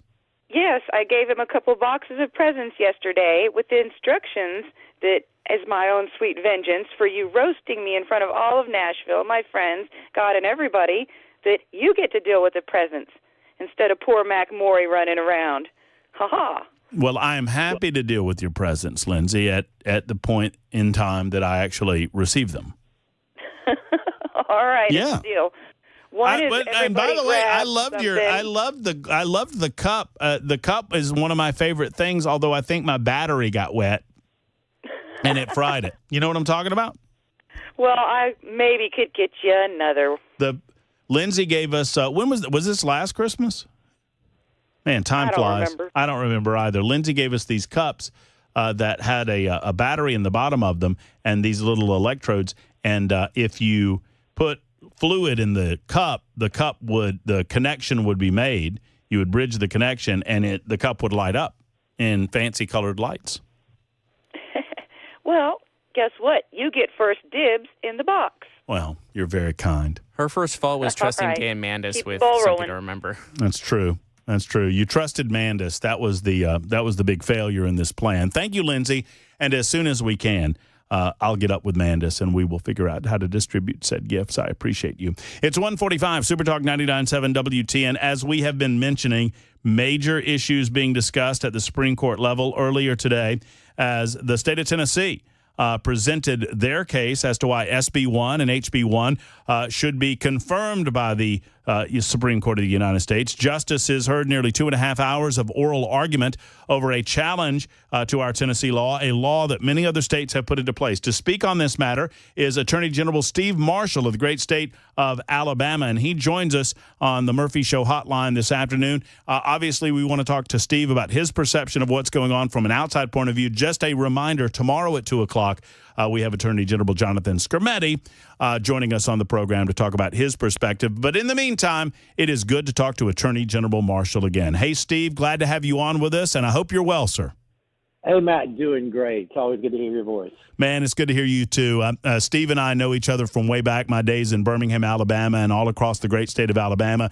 And I just want to publicly say to the state of Tennessee, for those who don't know, Steve, what a fabulous job you have done as Attorney General of that state, a state that I called home for the better part of 2 decades. Congratulations on everything you're doing down there. Well, thank you. And, hey, today was an important day for not only Tennessee, but I think, across the country, because the issue before the court in considering whether or not they're going to authorize this experimental care of kids that has long-term adverse effects. While it's Tennessee laws in question, there are states like Alabama and 25 other states across the country who are similarly situated. So tell us your, without leading the witness in any way, Attorney General, tell us your perception of what you saw at the court today and how the line of questioning went with the justices. Yeah, first of all, Matt, I think folks in Tennessee need to be really proud of their Attorney General, General Skrmetti, and his Solicitor General, who I think did a phenomenal job today before the court. It was exhausting. I mean, you described it 2.5 hours for oral argument. And by the way, not to interrupt you, Attorney General, but for those who don't know, the Supreme Court is different than any other court you'll go into. And you know far better than me. I mean, in as much as you stand there and if they want to just pepper you with questions, you get peppered with questions. And it's coming from potentially 9 different ways, right? It was. And frankly, depending on which side was up, there were 3 that were very active from both sides of the ideological perspective. But I felt good about where we finished today. Interestingly, Justice Gorsuch, who was the author of the Bostock opinion, which dealt with transgender rights specifically in an employment setting, was completely silent, which I thought was fairly interesting. Doesn't really tell us one thing or another, but of all the judges, he was the only one that was not active in his questions. But one thing that I appreciated, particularly where Alabama has been on this, is that we've been litigating our case longer than most, which means that we've gotten into the underbelly of what really has gone on here. And the United States Solicitor General, through her brief, said that this was well-accepted practice of using cross-sex hormones and puberty blockers with kids, and that's simply not the case. And we were able to supply a brief that really laid all of that out when you have somebody like Rachel Levine, who contacts the standards organization called WPATH, saying remove age restrictions on surgeries for kids, not because it's what's best for kids, but instead because it was hurting the political transgender agenda of the Biden administration. And so we were pleased to see Justice Alito pick up on not only the overstatement and misrepresentation by the Department of Justice, but really cause the government and the advocates on the other side to have to walk back some of the outlandish and unsupported claims they've made about this treatment. We are told, at least by the mainstream media, and I'm curious your thoughts on it, Steve Marshall joining us, Attorney General from the state of Alabama, that the heart of this question is the Equal Protection Clause. Is that the case? Is that what the judges were asking about for the most part, or what? It is, and it's frankly, Matt, it's a nerdy legal question about whether or not rational basis or intermediate scrutiny is what courts use to evaluate this law. And I'll put it in another way that most folks can understand a little better. As a prosecutor for years, when I was trying to charge a crime, I had the burden of proof of beyond a reasonable doubt. And that's it's that burden that exists on the state to establish why they have legislated in a certain area that's at the heart of this matter. If it's rational basis, it's a lot easier for the state to be able to meet. That's what the Sixth Circuit used in evaluating Tennessee's law and upheld it. If the Supreme Court sends it back, it's not going to say that Tennessee can't do this. What it's simply going to say is, Tennessee, you have a higher burden of proving why it is that you passed this law. And candidly, Matt, we can meet that burden anyway. I mean, I think particularly with what Alabama has been able to uncover, it's very clear that not only has there been no systemic review of this treatment that has shown its effectiveness, but it is truly lacking in any kind of rigorous underpinning. And then we've seen from the Cass report, which I'm sure you've heard about, as well as other European countries that have completely backed away from this area. And it's remarkable that those advocates here in the United States don't want to acknowledge truthfully the fact that they just simply have no facts to be able to support what they're doing that doesn't necessarily indicate all of the adverse impact on kids as a result of these treatments. Well, and it also feels, Attorney General, like the argument on the political left on this issue is that there ought not to be any form of government intervention between a parent, a medical provider, and services that they want to provide to their children. And for that argument, I mean, I would obviously say that there are plenty of examples that exist where the states believe that it is their right to intervene between that parental relationship with the child when the health and safety of the child is somehow at risk. No, and you're exactly right. And what is also interesting here, and the court got into it a little bit, is kind of a fundamental tenet in medicine is you have informed consent when you agree to certain procedures or to take certain medicines. And what we've been able to uncover in Alabama is even those who adopted this standard acknowledge that we don't know how to explain this risk to parents, and kids clearly can't understand it. And if you're not informed when you allow your daughter to take a testosterone shot once a week in her leg, not evaluating whether or not it makes her sterile and won't be able to have children down the road, what other consequences may exist as a result of that, then how can you legitimately ever have informed consent? It's why, when I say this is a fraud of epic proportions, it truly is. And particularly when we see that these standards are adopted partly with the work of lawyers weighing in to be able to say, if you do this, it hurts our case. So we need to make sure that you don't allow studies to be published that are adverse to what we think is the appropriate conduct. Then we're not looking at helping kids. We're looking at advancing a political agenda, and that's not what this is supposed to be about. Attorney General Steve Marshall joining us for the last few minutes, talking about the case argued before the United Supreme Court today. I think it's a fool's errand to question maybe where the court's going, but I feel like the three liberal justices are decidedly on one side of the issue. You probably have at least 3, maybe even 4 votes on the other side of the issue. I mean, do you feel like this will be a 5-4 split decision, maybe even a 6-3? I mean, do you have any feel after listening to the arguments? I think it's definitely 3 on the opposite side. They've already dissented in a case coming out of the state of Idaho that sort of indicated where they'll stand, and their questions today, I think, clearly indicated that. But I feel confident that there are 5 votes there, and hopefully Justice Gorsuch will come along as well. The court wasn't convinced that this was some gender distinction, but as the state of Tennessee, I think, aptly described it, this is describing restrictions based on procedures and your medical condition, not based on your gender. And I think the court was convinced that they need to make that distinction in this case. So I feel very good about what took place today. Again, kudos to the AG's office for their, I think, remarkable work. But hey, there were 51 supportive briefs that were filed for Tennessee's position. And there's an awful lot of people that care very much about this issue and care desperately about kids. And interestingly, it's not just a right and left question.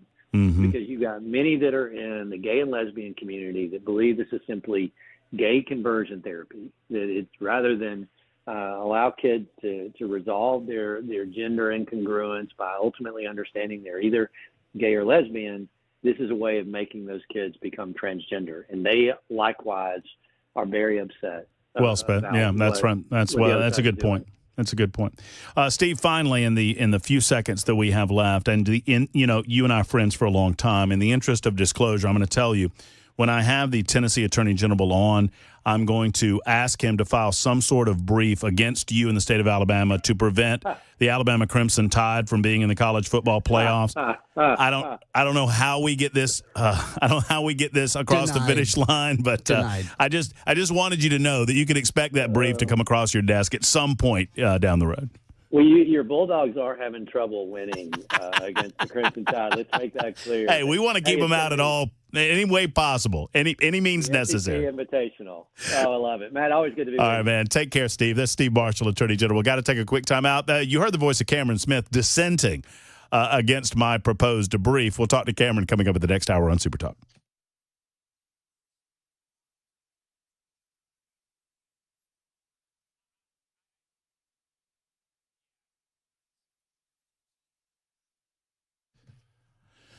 You know, it's cold outside. I mean, it's cold outside. When it's in the 20s, it is frigid. And if your heater's not operating properly, what do? Well, if your heater's not ready, call Jeff Eddy in Efficient Heating and Cooling. Jeff Eddy's going to be able to help you get that heater working as it should be so that you can feel warm inside of your home no matter how cold it is on the outside. Bottom line is this, folks. You need maintenance, and you need to make sure that you have a qualified service technician on your speed dial in case something goes wrong in the wintertime months. And Jeff Eddy's that guy. Efficient Heating and Cooling, they're those people. They never charge you more on the weekends or in the evenings because your heater doesn't know what time it is when your heater goes out. They keep those invoices down with no overtime charges. You pay the same 24/7. Similarly, they're never going to charge you over $125 for a maintenance call, no matter how many residential units you might have. So if they are called to your residence for a maintenance call, on that maintenance call, you never get charged over $125, and oftentimes it's quite less than that. Plus, when the time comes to replace, they're an Elite Pro partner with Rheem, and they're ready to go to recommend the right unit for you. Go to efficienthvac.net, efficienthvac.net, or call 615-784-4424. That's 784-4424 for Efficient.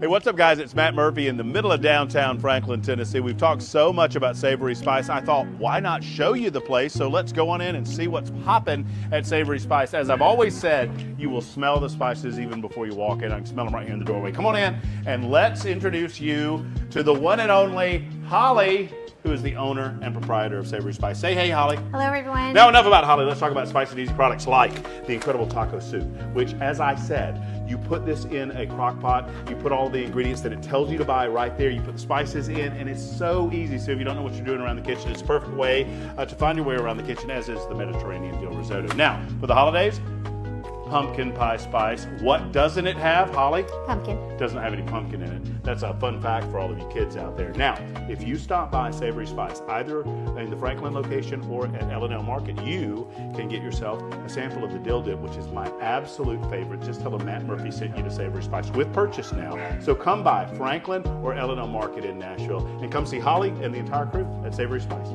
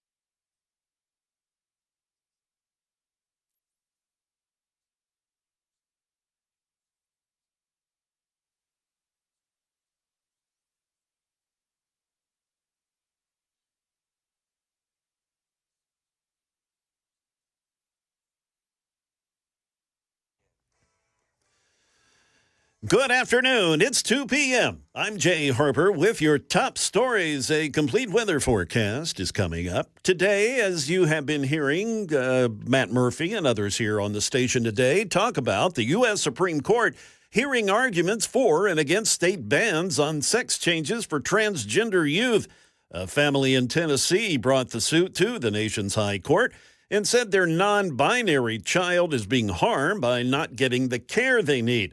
The plaintiffs also argue that the bans, now across 26 states, violate U.S. law by discriminating on the basis of sex. GLAAD's president and CEO Sarah Kate Ellis said many Americans who say they are against gender-affirming care and transgender health don't even know a transgender person. The more we see and meet trans people, the more they're humans, and they can't be then created into these boogie people who live in closets and are dangerous for society. They're actually just your neighbors and your friends and your family who want to contribute to society like everybody else in America. Tennessee State Senator Jack Johnson joined Dan Mandis this morning on Nashville's Morning News. There, Johnson emphasized that the legislation is all about protecting children. We have a compelling interest to protect kids. And that's what we're doing with this legislation. We're protecting kids from having their body irreversibly and irreparably damaged, mutilated, whatever you want to say, removal of breasts, alteration of genitals. We shouldn't be doing that in Tennessee. That is the latest news. Weather is next. I'm Jay Harper, WTN News.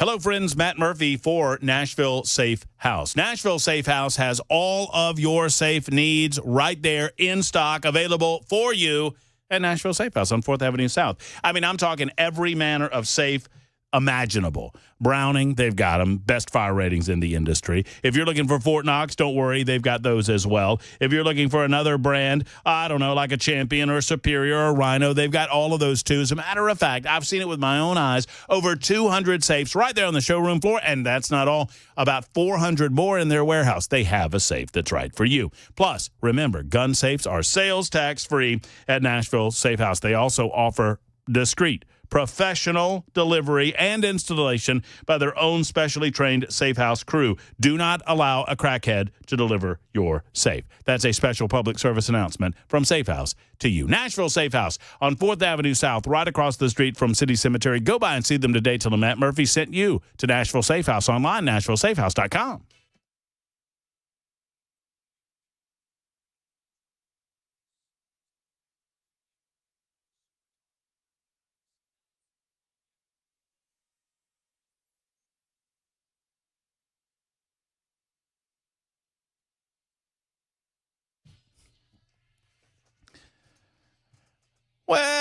Well, here we are, hour number 3. I knew it'd get here before we knew it. It is 2:08 and a good afternoon. Happy Wednesday to you. Join us online. Anywhere you stream news or information, music, podcast, you can stream Supertalk 99.7 WTN and carry us wherever you go on your smartphone technology, etc. You can also find us on your radio dial, 99.7 FM. If you're a masochist in the listening audience and you want to see what all of this looks like, I don't recommend it, but there it is. Supertalk TV, YouTube, Facebook, Twitter, Twitch. If you go over there and do that, go ahead and like and subscribe and do the whole thumbs up thing. We would appreciate that. Big announcement earlier today. I have two guests to get to, but I have to do the announcement, the reset. An announcement earlier today. In the aftermath, Brian Wilson made the announcement that he was retiring after 50 years in broadcasting. Various television stations, obviously Fox News, as well as WMAL in Washington, D.C., and then, of course, Supertalk 99.7 WTN for the better part of almost 7 years now in Nashville. Brian's retiring, and much question about who would be taking over that slot. Well, it's me. From 3 until 7, I'll be here starting on January 2nd, actually a little bit before that. I'm honored. I'm immensely, insanely grateful, insanely honored, and insanely excited about getting things started in the afternoon hours from 3 until 7. Chad Benson taking over for me. Cameron Smith will not be taking over for me, but he will hopefully still make his weekly appearances on the Matt Murphy Show when it shifts to afternoons. I'm still a little bitter that my idea of Treasure Trolls with Matt and Cam was vetoed by Cumulus in favor of you taking over. But no, it's seriously, man, that's exciting. That's fair, and it'll be fun. We'll have a good time. I just need you to get here a little bit later in the afternoon. That seems reasonable. Once a week at least. Yeah. So I've got a lot to talk to you about, and I want to talk to our next guest, and I want to do that together if you are willing. I like that. His name is Congressman John Rose. He joins us on the Matt Murphy hotline to discuss activities happening in Washington, D.C., not the least of which happening over at the Supreme Court. Congressman Rose, a good afternoon to you, sir. How are you? Good afternoon, Matt. Thanks for having me on, and congratulations. Well, thank you, brother. I appreciate that. It's going to be a lot of fun in the afternoon hours. We'll have a good time. Hopefully, you'll still come and see me. Absolutely. I always enjoy that. So whenever I'm in town, I'll try to drop in. Yeah, come on over. We'd love to have you. Well, Congressman, we just had a chance to talk to the Attorney General from the state of Alabama, Steve Marshall, who was in the Supreme Court watching the proceedings today. Tomorrow, we'll have a chance to talk to AG Skermetti. He's going to join us right around this time at about 2:05 tomorrow afternoon. I'm curious what you think about the activities happening at the Supreme Court today. Well, I mean, certainly an exciting day, a momentous day for the country, for Tennessee in particular, and certainly for the legislators in our General Assembly who did the right thing and I think put in place a law to protect Tennessee's children against this scurrilous activity that's going on across the country. And so, gratifying to see this make its way to the Supreme Court fairly quickly as those things go. And, I felt like the arguments before the court were well presented by the Tennessee Attorney General and our Solicitor General. And I feel comfortable or at least confident that the the Supreme Court's going to get this one right. And for the sake of our children, we should hope they get it right. Well, I mean, obviously, for those of us who have been following the case for some time since the laws were passed in the state, and even before that, the exposure of Vanderbilt Medical Center and some of the procedures they were engaged in, unbeknownst to most of Tennessee, we kind of understand the parameters of what's going on. But the big question is it your understanding? I mean, the big question is, does the federal government have anything to say about this at all? Does anything within the Constitution supersede laws duly passed by the General Assembly of the state of Tennessee? Am I getting this about right, Congressman? I think that's right. I mean, the argument the other side is making, I guess they're making a couple of different arguments, one more far-reaching, but the essential argument is that somehow this is treating the genders differently, and that's somehow protected by the Constitution. But that kind of ignores the underlying reality of what's happening here. The genders are different, and so in this regard, it seems to be a misplaced argument to kind of present it that way. And I think the Solicitor General did a great job of making that point and making those arguments. And I think hopefully will sway some of the justices that the Supreme Court should stay out of this, or if you will, allow the Tennessee law to stand, and the other states now in the 20s that have enacted similar legislation protect their efforts through their duly elected legislators to protect the children of their states. So, Congressman Cameron Smith here, how does this connect with other measures by the states, by folks in Washington to protect children? And what I mean by that is you've got the issue here with these hormonal changes, some of the physical changes to children. How does that translate to something like, for example, pornography access, other things that may not have the specific physical impacts, but have, demonstrable mental, developmental impacts on children, and where the state's authority runs against the Constitution? Does this connect it at all, or are those two separate things, or is this the type of thing that legislators can say, you know what, we're going to protect kids from these type of invasive surgeries and procedures. We think we can protect kids in other areas as well? Well, I certainly am sympathetic to protecting children generally, and we do that in a number of ways. I mean, we don't allow them to drink. We don't allow them to use tobacco products and other drugs that might be used recreationally by adults. And so, there is an area there where the courts have historically allowed the legislature to protect young people and protect the prerogative of parents to make decisions for their children, which I think is very important and certainly in step with Tennessee values.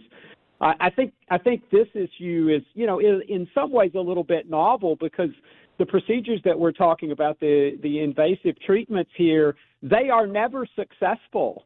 We are allowing the medical professionals here who interfere with the development of these children to really maim these kids based on either decisions that they've made, which they may later reconsider, and most kids will based on all the evidence, or we're allowing adults to influence them and cause them to make decisions that will destroy their lives. And, there's the old, ploy of saying how many successful gender reassignment surgeries, or what percentage of gender reassignment surgeries are successful, and the answer is 0%. And so this should be a common sense decision for the court. I think that they need to be careful not to get too wrapped up in legal precedent, and just this is where you kind of put your common sense hat on. I think the typical Tennessean on the street understands why this law is necessary and would stand behind it, and the court has got to find a way to get to that answer. And I try to remind our listening audience anytime we talk about this, Congressman, and I don't want to put words in your mouth, so I'll ask it as a question. For you, is this a matter of age of consent? In other words, beyond 18, that becomes an issue between a grown person and their medical professional, and the state should have no say in that matter. Is that the case?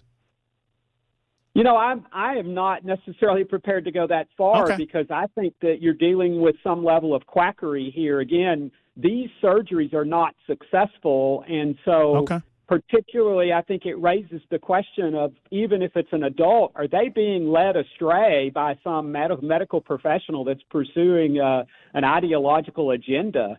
And so, you know, that may be something that we can settle in the tort system in the courts.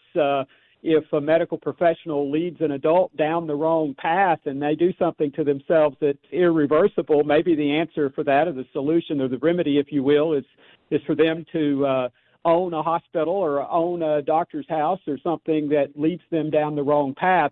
Whether the legislature should intervene there and make that illegal, I think, is another question, though we oftentimes do protect adults from bad decisions, bad outcomes, bad procedures. And so, you know, I think that's a question that we should let the legislature grapple with, and you know, the voters decide in terms of who they send to represent them. No, it's a fair answer, and it's a debatable point, and one that perhaps merits a further conversation, Congressman. I appreciate the response to it. You know, while we have you in the next couple of minutes, I'm curious. I understand that it's the United States Senate that has to consider many of these appointments, but obviously this is on your radar screen, Congressman. Pete Hegseth, we appreciate the fact that we call him a Tennessean. I mean, he is living in Goodlettsville, I believe, or just outside of Goodlettsville. He's been nominated as Secretary of Defense. I characterized what's happening to him, and I don't pretend to know the intimate details of what went out in California or what went down while he was an employee with Fox News. But I know the anatomy of a smear pretty well, doing what I do for the length of time that I've done it. And it feels as if the media has the proverbial long knives out against Pete Hegseth. Do you feel like he's being treated necessarily fairly? Do you have a thought on how this process is going? Because it doesn't seem like any of these nominees presented by Donald Trump are getting a fair shake in the mainstream media, and certainly on the Democrat side of the aisle. Sure. Well, Pete Hegseth is a great Tennessean, a great resident and constituent of the 6th District, and so proud to have him as one of the people that I represent in Congress.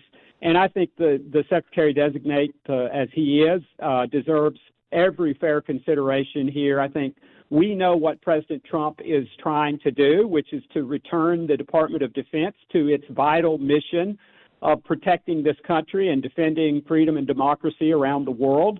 And so I think he's a very, very strong, credible pick to be that leader, to get the Defense Department in shape. And I think what's being done to him is very Kavanaugh-esque by the media, and they sense that there may be weakness there. We know they're going to exploit every attempt to try to foil the president's intention to reform the Defense Department and get the Defense Department back on track of doing its core function and away from all the woke, ideological pursuits that we've seen happen under the Biden administration. So I fully support Pete Hegseth, and I think he will make a fine Secretary of Defense. Well, and I believe I've used this analogy quite a bit over the last several weeks with regard to some of these nominees. I mean, it's my antelope theory, right? I mean, if you're on the Sahara or if you're on safari, I should say, and you see a pride of lions, I mean, they'll go after the nearest antelope. They get that antelope, they eat that antelope, then they go for another antelope. It's not as if they're going to stop because they have the one. They'll go on to the next thing. Their goal is the kill, not necessarily whatever veracity they claim is in some of the charges against him. That's right, and Secretary-designate Hegseth was just before the Republican Study Committee earlier today and did a fantastic job. Very intelligent, very capable. I think he understands the mission that he's been dispatched to accomplish, and I think we need to rally around and support this nominee. Boy, the 119th will be here before you know it. It's like a month away. I know you're excited, John. We're excited what you guys are able to accomplish with Donald Trump taking the oath on January 20th and beginning the new Congress in the new year. Thank you for spending a little time with us, John. Thank you. It's an honor and privilege to represent the great people of Tennessee in the U.S. House. All right, take care. There's John Rose, Congressman of the 6th Congressional District, joining us for a few moments. We'll reflect on that in just a second. And I thought it was interesting, something he's had. He's not willing to go. I'm more perhaps of a libertarian when it comes to this philosophy, and he's more of a conservative approach. I'm curious where you are in his answer regarding adults attempting gender reassignment surgery. It's 21 after the hour on Super Talk 99.7 WTN.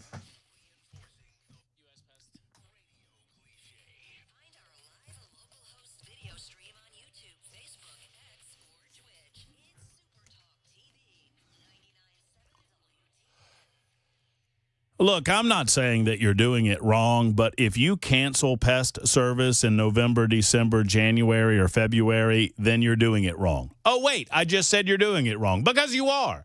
There's a mistake being made if you do cancel your service, because you are not protecting yourself against these invasive species that want to get inside of your house during the cold winter months. I mean, whether it's bugs, roaches, and the like, or rodents, mice, rats, these types of things, they're trying to get to your warmth and they're trying to get to your food. You need to prevent this by any means necessary through the good people of U.S. Pest. JK, Erica, and the rest of the team at U.S. Pest, they're great at what they do. They prevent those that you do not want in your house, inside of your house. And I'm not talking about your family members. They can't help there. But they can help with rodents and roaches and mice and other invasives. And they do excellent termite protection with a 100% money-back guarantee. They do preventative and corrective services. Full-service pest control and crawl space service available at U.S. Pest. Call the best. Call U.S. Pest. USPest.com. That's USPest.com or 590-1260. 590-1260.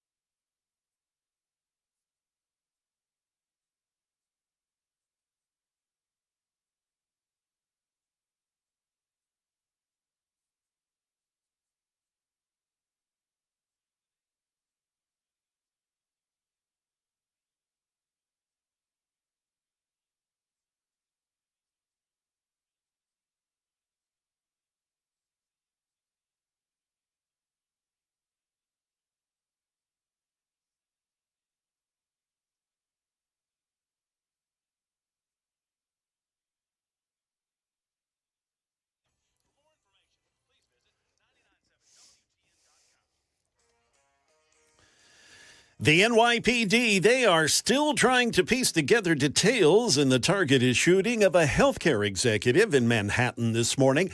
And a man has been arrested in yesterday's carjacking and shooting outside a Nashville apartment complex. We'll have those stories at 2:30 on Super Talk 99.7 WTN. Thank you much, Mr. Jay Harper. It is 26 after the hour. If you want to get involved in the show, 615-737-9986. 615-737-WWTN, either via the super text line or on the phone lines. So, I mean, I guess this is a debatable point, as Congressman John Rose brought it up. I don't know that it is very debatable from a rational point of view, in my opinion.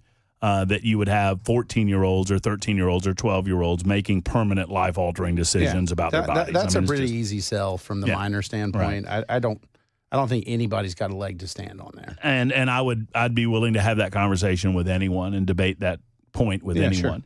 Sure. It's a little more debatable in the state amongst conservatives and maybe some libertarians as to whether or not the state should have any say once you reach the age of majority. What do you say about it? So his caption was basically, Congressman Rose was saying, this is an informed consent issue. And what's happening is the physicians that are providing these services are not truly informing their patients. To which I would respond, I don't think that somebody who's in a, we'll call it a mental crisis, should make permanent decisions like that. But I do think an adult of normal capacity can say, or typical capacity can say, well, I know that this will not render me the biological other sex. This is a surgery to cosmetically change me to align with what I prefer. And as such, I don't really think the state has a compelling purpose in intervening and saying, you can't have right. this. I mean, and an example comes to mind because I do not believe, as long as I'm not demonstrating that I am a danger, a risk to other people, I think it's a dangerous road to go down to determine as a state or even as a society that we're going to stop people from doing things that most of society would consider to be a health risk or most of society would consider to be odd, off, or even crazy. Example, I can show you photograph after photograph of people that have tattooed their entire face. Yep. Their entire face. Like just like blackened their face. Split and they their put tongues, they say, all you know, kinds of and all stuff, this yeah. kind of stuff. I would argue that those people are a little off. Sure. I would also argue that it's none of my business. And it's none of the business of the state to tell a grown person what to do so long as they're not putting other people at risk. Yeah, I mean, here's a wild concept. We may just need fewer laws. I like mean, it. we should just stop saying, well, I don't like a thing, so let's make a law.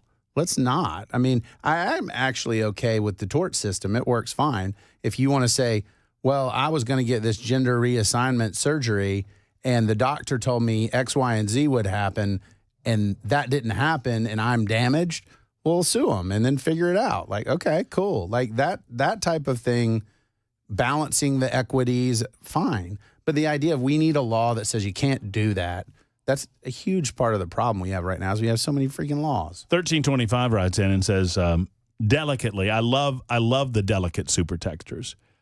Treat it like a boob job. Yeah, okay. Yeah. I was told, maybe I've been hanging around these listeners too long, but I had reference to a genital checker, and it rhymed in one of my columns, and my friend and editor, David. You came on this radio show, and you said the words pecker checker. That's what you did. I did. And then David, some people, because David is he is the most sensitive, conscientious man I know. And, David Plazas with the Tennessee. And he gently said, I think that some people may find that vulgar. Wait, so you tried to write pecker checker? Mm-hmm. So you say it on my show, blah, blah, blah. You try to write it, and he stops you? Well, he said, we can use a different phrase. Would you mind? And he was so polite about it. And I knew you wouldn't care because these people are truth tellers. They say it like it is. So, I mean, what phrase did you come up with? An anatomical review. It kind of really hurts the flow wasn't as good. No, I would argue no. I agree with you. But 3569 says just put a warning on it like they do cigarettes. Having this surgery can have lasting complications with your future. Yes. Yeah, I mean, sincerely, no, it's not the government's job to protect people from their own stupidity. Yeah, the raccoon thing, right? Like there's a lot of examples of that where we're like, but what if people didn't know? If you don't know cutting off your penis is a bad idea, you should probably talk to somebody. And if you've gotten to the point where you feel like it's an acceptable premise, then perhaps it is for you. I don't know. Yeah, I think getting a tattoo all over your face is a bad idea. You should, yes, and you should love people well enough to be like, hey, look, man, it's all good. Let's talk. Are you okay? Let's do that, as opposed to be like, we should pass a law. 30 after the hour, 31 now after the hour on Super Talk 99.7 WTN. We'll get to a few of your telephone calls. Plus, we'll find out how Cameron's Thanksgiving was. Coming up next on Super Talk.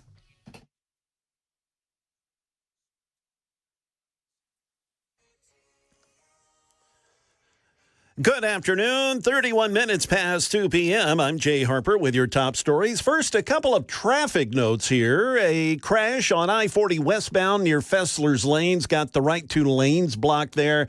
And 65 northbound at Rosa Parks, the left three lanes are blocked due to a crash. And also down in Murfreesboro, Highway 41, as it approaches 840, several lanes blocked there, and they've closed the ramp to I-840. So if you're trying to get on 840 down there on 41 in Murfreesboro, that ain't going to happen, at least for the time being.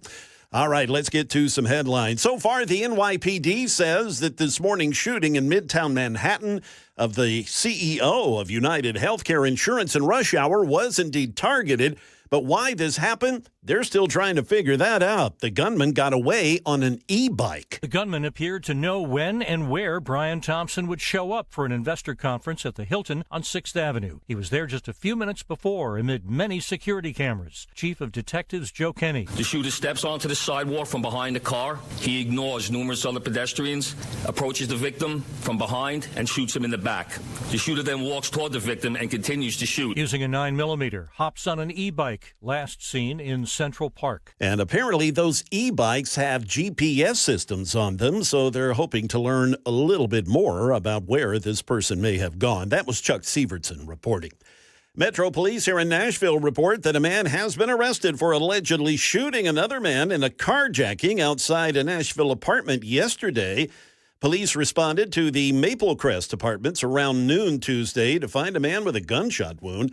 The victim told police the suspect, 32-year-old Davy Benagas Ferreira, knocked on his car window when he was sitting inside the car. He then asked for a cigarette, then pulled the victim out of the SUV and shot him.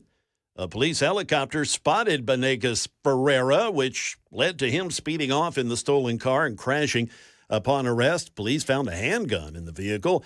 Benagas Ferreira is a convicted felon, and he was previously convicted of aggravated assault. That is the latest news. Weather is next. I'm Jay Harper, WTN News.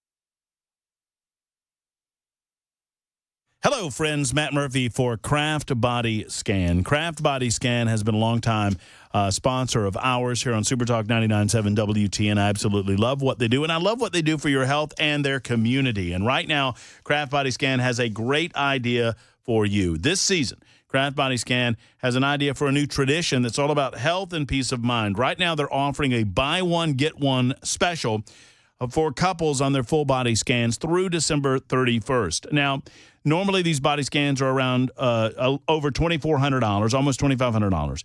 Right now, you can get a full body scan for yourself and an additional one at no charge, completely free for your loved ones. These are full body scans, tip to stern. Think about it. One quick non-invasive scan, you will have an absolute picture of your health issues as they may be. And, you could perhaps find something before you become symptomatic, like heart disease or cancer, long before symptoms appear. This year, let's start that holiday tradition by going to craftbodyscan.com, craftbodyscan.com, or call 615-436-1000, 615-436-1000, and book your scan today for our friends at Craft Body Scan.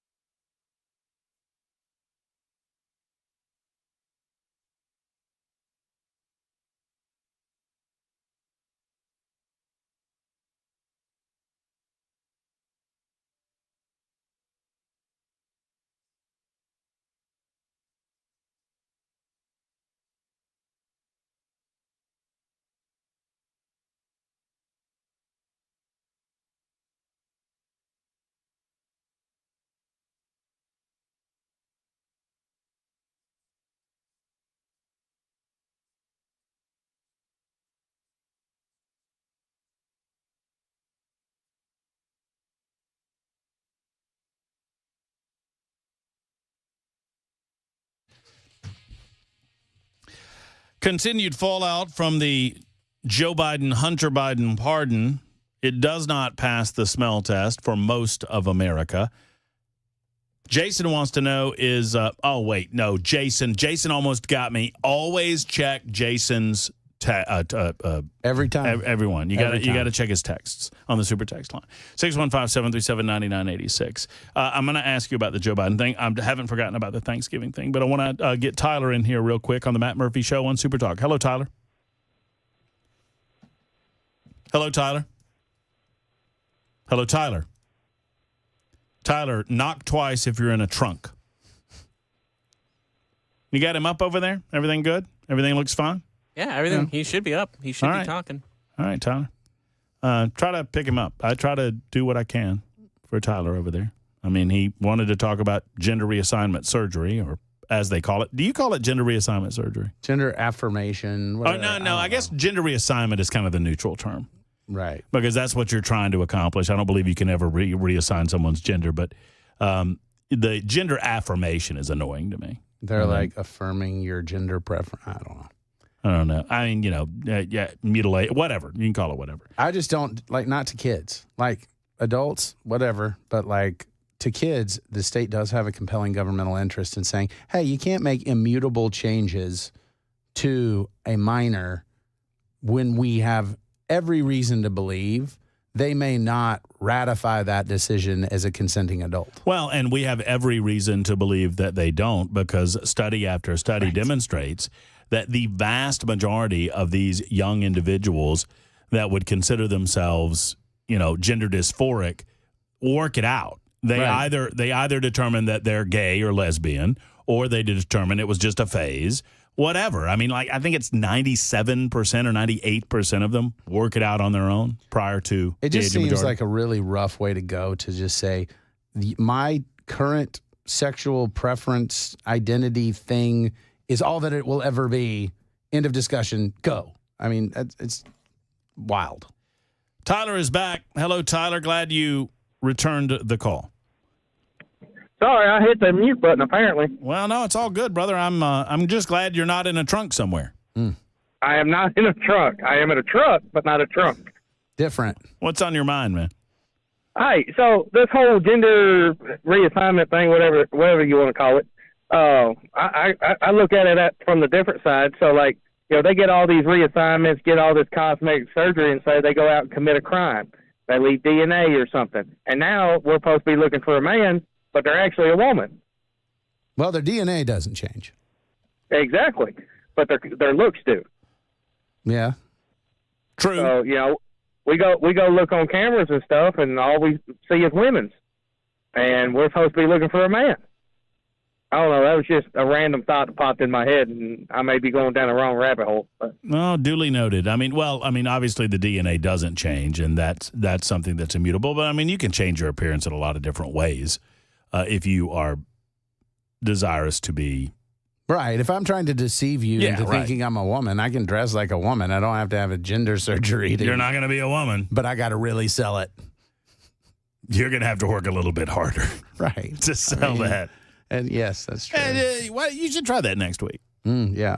That's not going to happen. No? Okay. So how was your Thanksgiving? It was wild. We did a lot of fun stuff with my in-laws and the boys. It was y'all are going to love this, but I was targeted for my columns in terms of having the conversation with family. There was a family member that didn't show up. There was family that, we'll call it painting with a very large brush about people who voted for Trump. Oh, upset at you? Yeah. For being a quote-unquote Trump supporter? Yeah, which is insane because I'm pretty clearly been like, here's where he's right, here's where he's wrong. I'm not somebody that's like everything he does is wonderful. I don't have. You're not some stupid Matt Murphy. I don't have a picture of Trump in my bedroom. I just like the idea of you being put in the position of defending Trump. Yeah, well, it was really just defending, I don't know, all you jokers out there in radio land to be like, wait a minute. There's a lot of people that had a lot of reasons why they voted for Donald Trump. It cannot be singularly that either they are racist, sexist, or stupid. That's just nuts. And what I really realized is, when the chickens came home to roost a little bit at the Thanksgiving table was that there is really a challenge facing Democrats right now, even after the election. The explanation is not we're doing it wrong and nobody likes what we're selling. It's, well, they're just terrible or dumb. And for as much as I can disagree with Trump on certain stuff, I can't get there because that's insane. And that's really what I've seen, not just with family, but everywhere. It's one of the reasons that I begged of our listening audience to act in the spirit of kindness to many of the folks that did not vote for Trump or voted for Kamala Harris or didn't vote, because most of those people have been duped by people that know better. There are people that know better that have made that suggestion and out said it over the years. That, if you support any of the policies of Donald Trump, you're supporting racism, you're supporting sexism, you're supporting, all of these things. And if you were just a little bit smarter or a little less racist, you would support Democrats. Well, we both know that's not true. Right. There are some fundamental differences of opinion about what government function is, what it's here for, and what's appropriate and what's not appropriate, what is liberty-leaning, what's not. All of those things said, a lot of people believe it. A lot of people, misinformed or ill-informed people, they have bought in, and they got to do their own soul searching. I can't help them. If they'll either understand that some people value the idea of a robust security on the southern border and an economy that believes in fossil fuel technologies. I mean, or they won't. And if they don't, if they continue to subdivide and point fingers, they're going to continue to lose. Yeah. I really do believe that. And I think for me, when I point out, like, well, the Harris didn't flip any county in the United States. Not a single county. Like, there has to be a bigger explanation here than, well, you're racist, sexist, or stupid. And it's just this unwillingness to have the introspection, because you start telling yourself all these narratives of like, well, I'm righteous. I don't think Republicans really have that issue right now, because I don't think when you talk about supporting Trump, you endorse every single action Trump has ever done. Of course not. Because that's a terrible idea to do with any politician. Of course it is. Or any human, because that's weird. And yet that's what I came face to face with, was this, well, if you say anything nice about Trump, you must want to grab ladies by the parts, know? Well, no, that's just insane. Why would you say that? I can see that he's got a better game plan. I don't have to say he's a better dude. It's interesting you had this experience, because I was in denial that these experiences were actually happening. I mean, I knew that they were, maybe a one-off or whatever. But as, the CNNs of the world told us, oh, Thanksgiving's going to be rough, and if you've got any Republicans in your family or Trump supporters, boy, oh boy, here's how to navigate all of that. I'm like, well, people aren't really living their lives like that, are they? And I don't think, I would like to believe that conservatives are not, do not. Maybe I'm wrong. Well, I'm a really interesting. I don't recall that in 2020 amongst families. I know that there was a lot of gnashing of teeth and frustration about how the results of that came out. A lot of people concerned about what went down and whether or not things were stolen or things were done in a way that violated the law. But I don't remember conservatives being like, I'm not coming to Thanksgiving Day. And I wrote a column about the pastor of my church that had painted with a big brush, and I was like, whoa, that's a bridge too far. There are a lot of Democrats who don't support mutilation of children and that sort of thing. Like, and I defended, amongst other people, my in-laws of saying, hey, you shouldn't paint everyone with a big brush. My in-laws were sitting in this church. If they had heard that, they'd been like, wait a minute. Right. Why are you attacking me? But then I saw the same thing, and I had a family member say, well, this is how Mussolini came to power. To which I said, I've got $1,000 individual bets with anyone in this house that in 4 years from inauguration, in that ensuing November, we will have another election. And I'll take any listening audience member up on that bet. $1,000 that we have an election, fairly contested election, that will result in a new president-elect in 2028. Yeah, and I was like, you're saying that this is the rise of a dictator. Cool, I hear you. Why will you not take my bet? You can take my money, $1,000, that we don't have a dictatorship in 4 years. That you can use to move to a better nation. Whatever. And nobody took me up on it. And it's because it's this hyperbole. It is this, I want you to know how I feel, which is fine. You don't have to like it. That's why we use elections. We sort it out that way. Well, and I don't know if you asked the question, but my question has been generically, how? Like, even if I grant you, and I don't, but even if I granted you that's what he wants to do, tell me how he's going to do that. Does he go through the Congress and they cede all of their power back to him? Does he go to the military and the military just says, that's cool, we're going to enforce whatever you want us to enforce against the wishes of Congress? I mean, how functionally does he become a dictator in America? Yeah. Tell me. Well, because this isn't the point. It's, I feel that he will be one. It doesn't matter that there's no practical pathway for him to do that. And, well, he'd like it. Well, most politicians like power, okay? That's why we have checks and balances, because we know that. Okay. Right. Would Donald Trump, would any president prefer not to have to go through Congress? Would Joe Biden have preferred not to have to go through Congress and have Congress stymie some of the policy positions that he wanted to enact? Of course he would have. That doesn't make Joe Biden a dictator either. Right, because it is the ability, everybody would just declare their things versus having to go through the laborious process. That's the reason we have the process, is to make sure that doesn't happen. And so that, to me, just, I keep coming back to it, and I see this, and I think that Republicans right now have a big tent.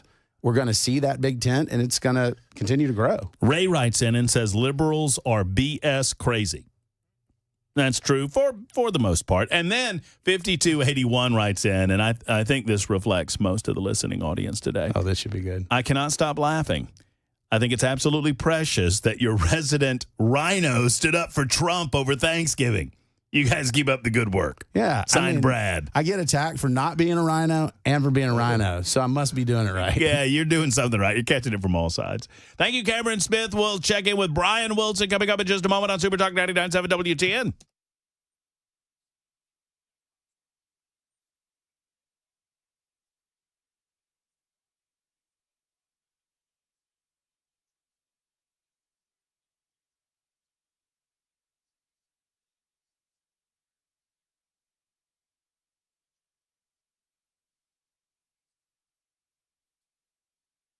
Hello, friends. Matt Murphy here talking about the Glock store and the Shoot 270 indoor shooting rooms. Rooms, not lanes. That's a lot more, and more on that in a bit.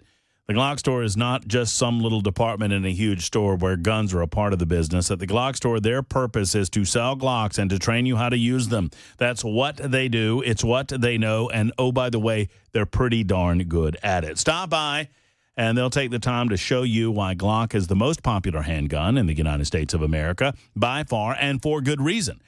Then you can tour the Shoot 270 indoor shooting facility. It's the only one of its kind in the country. I've been in a lot of shooting facilities in this country, and it's the only one like this that I've ever seen. You'll see a lane range is a lane range is a lane range. Wherever you go, it's all the same.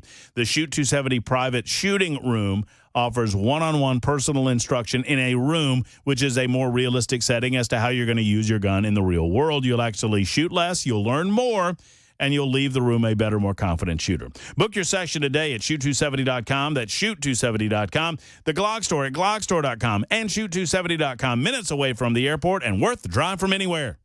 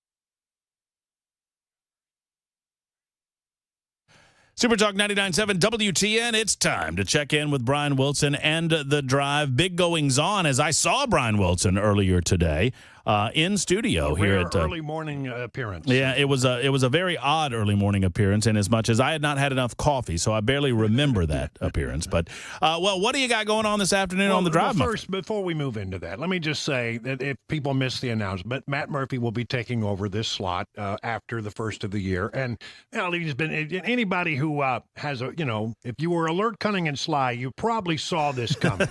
I mean, this was being telegraphed in many different ways. We just, there things have to happen, and lawyers have to get involved, and contracts have to be signed, and it just takes a while to do that. But congratulations, and I know that the audience will open up their arms for you like they did for me when I came here under very difficult circumstances. The news here is a bit more happy in that I've been planning this retirement now for about 3 years, and everybody has known that within the company that I would leave after this next election cycle, or this one we just got through. And so, it was sort of, if you were paying close attention, you got this all figured out. And I'm sure that it's going to be a great transition, and I wish you nothing but success. Well, you're very kind, and I just appreciate the opportunity to sit in the same chair as Brian Wilson, to sit in the same chair as Phil Valentine. I mean, those two names just are incredible in our business, and I thank you for that, Brian. I thank you for everything that I've learned from you about the community and about broadcasting over the 3 years that we've been doing it together, my friend. Oh, thank you. Yeah, and absolutely. Coming up, we'll get into all the SCOTUS debate about transgender surgery in Tennessee. It's a really interesting story. We'll start with that. All right, Brian Wilson and The Drive on the way next on Super Talk 99.7 WTN. We'll crank it up at high noon tomorrow. Until then, have a wonderful afternoon, folks. Hug your loved ones. So long, everybody.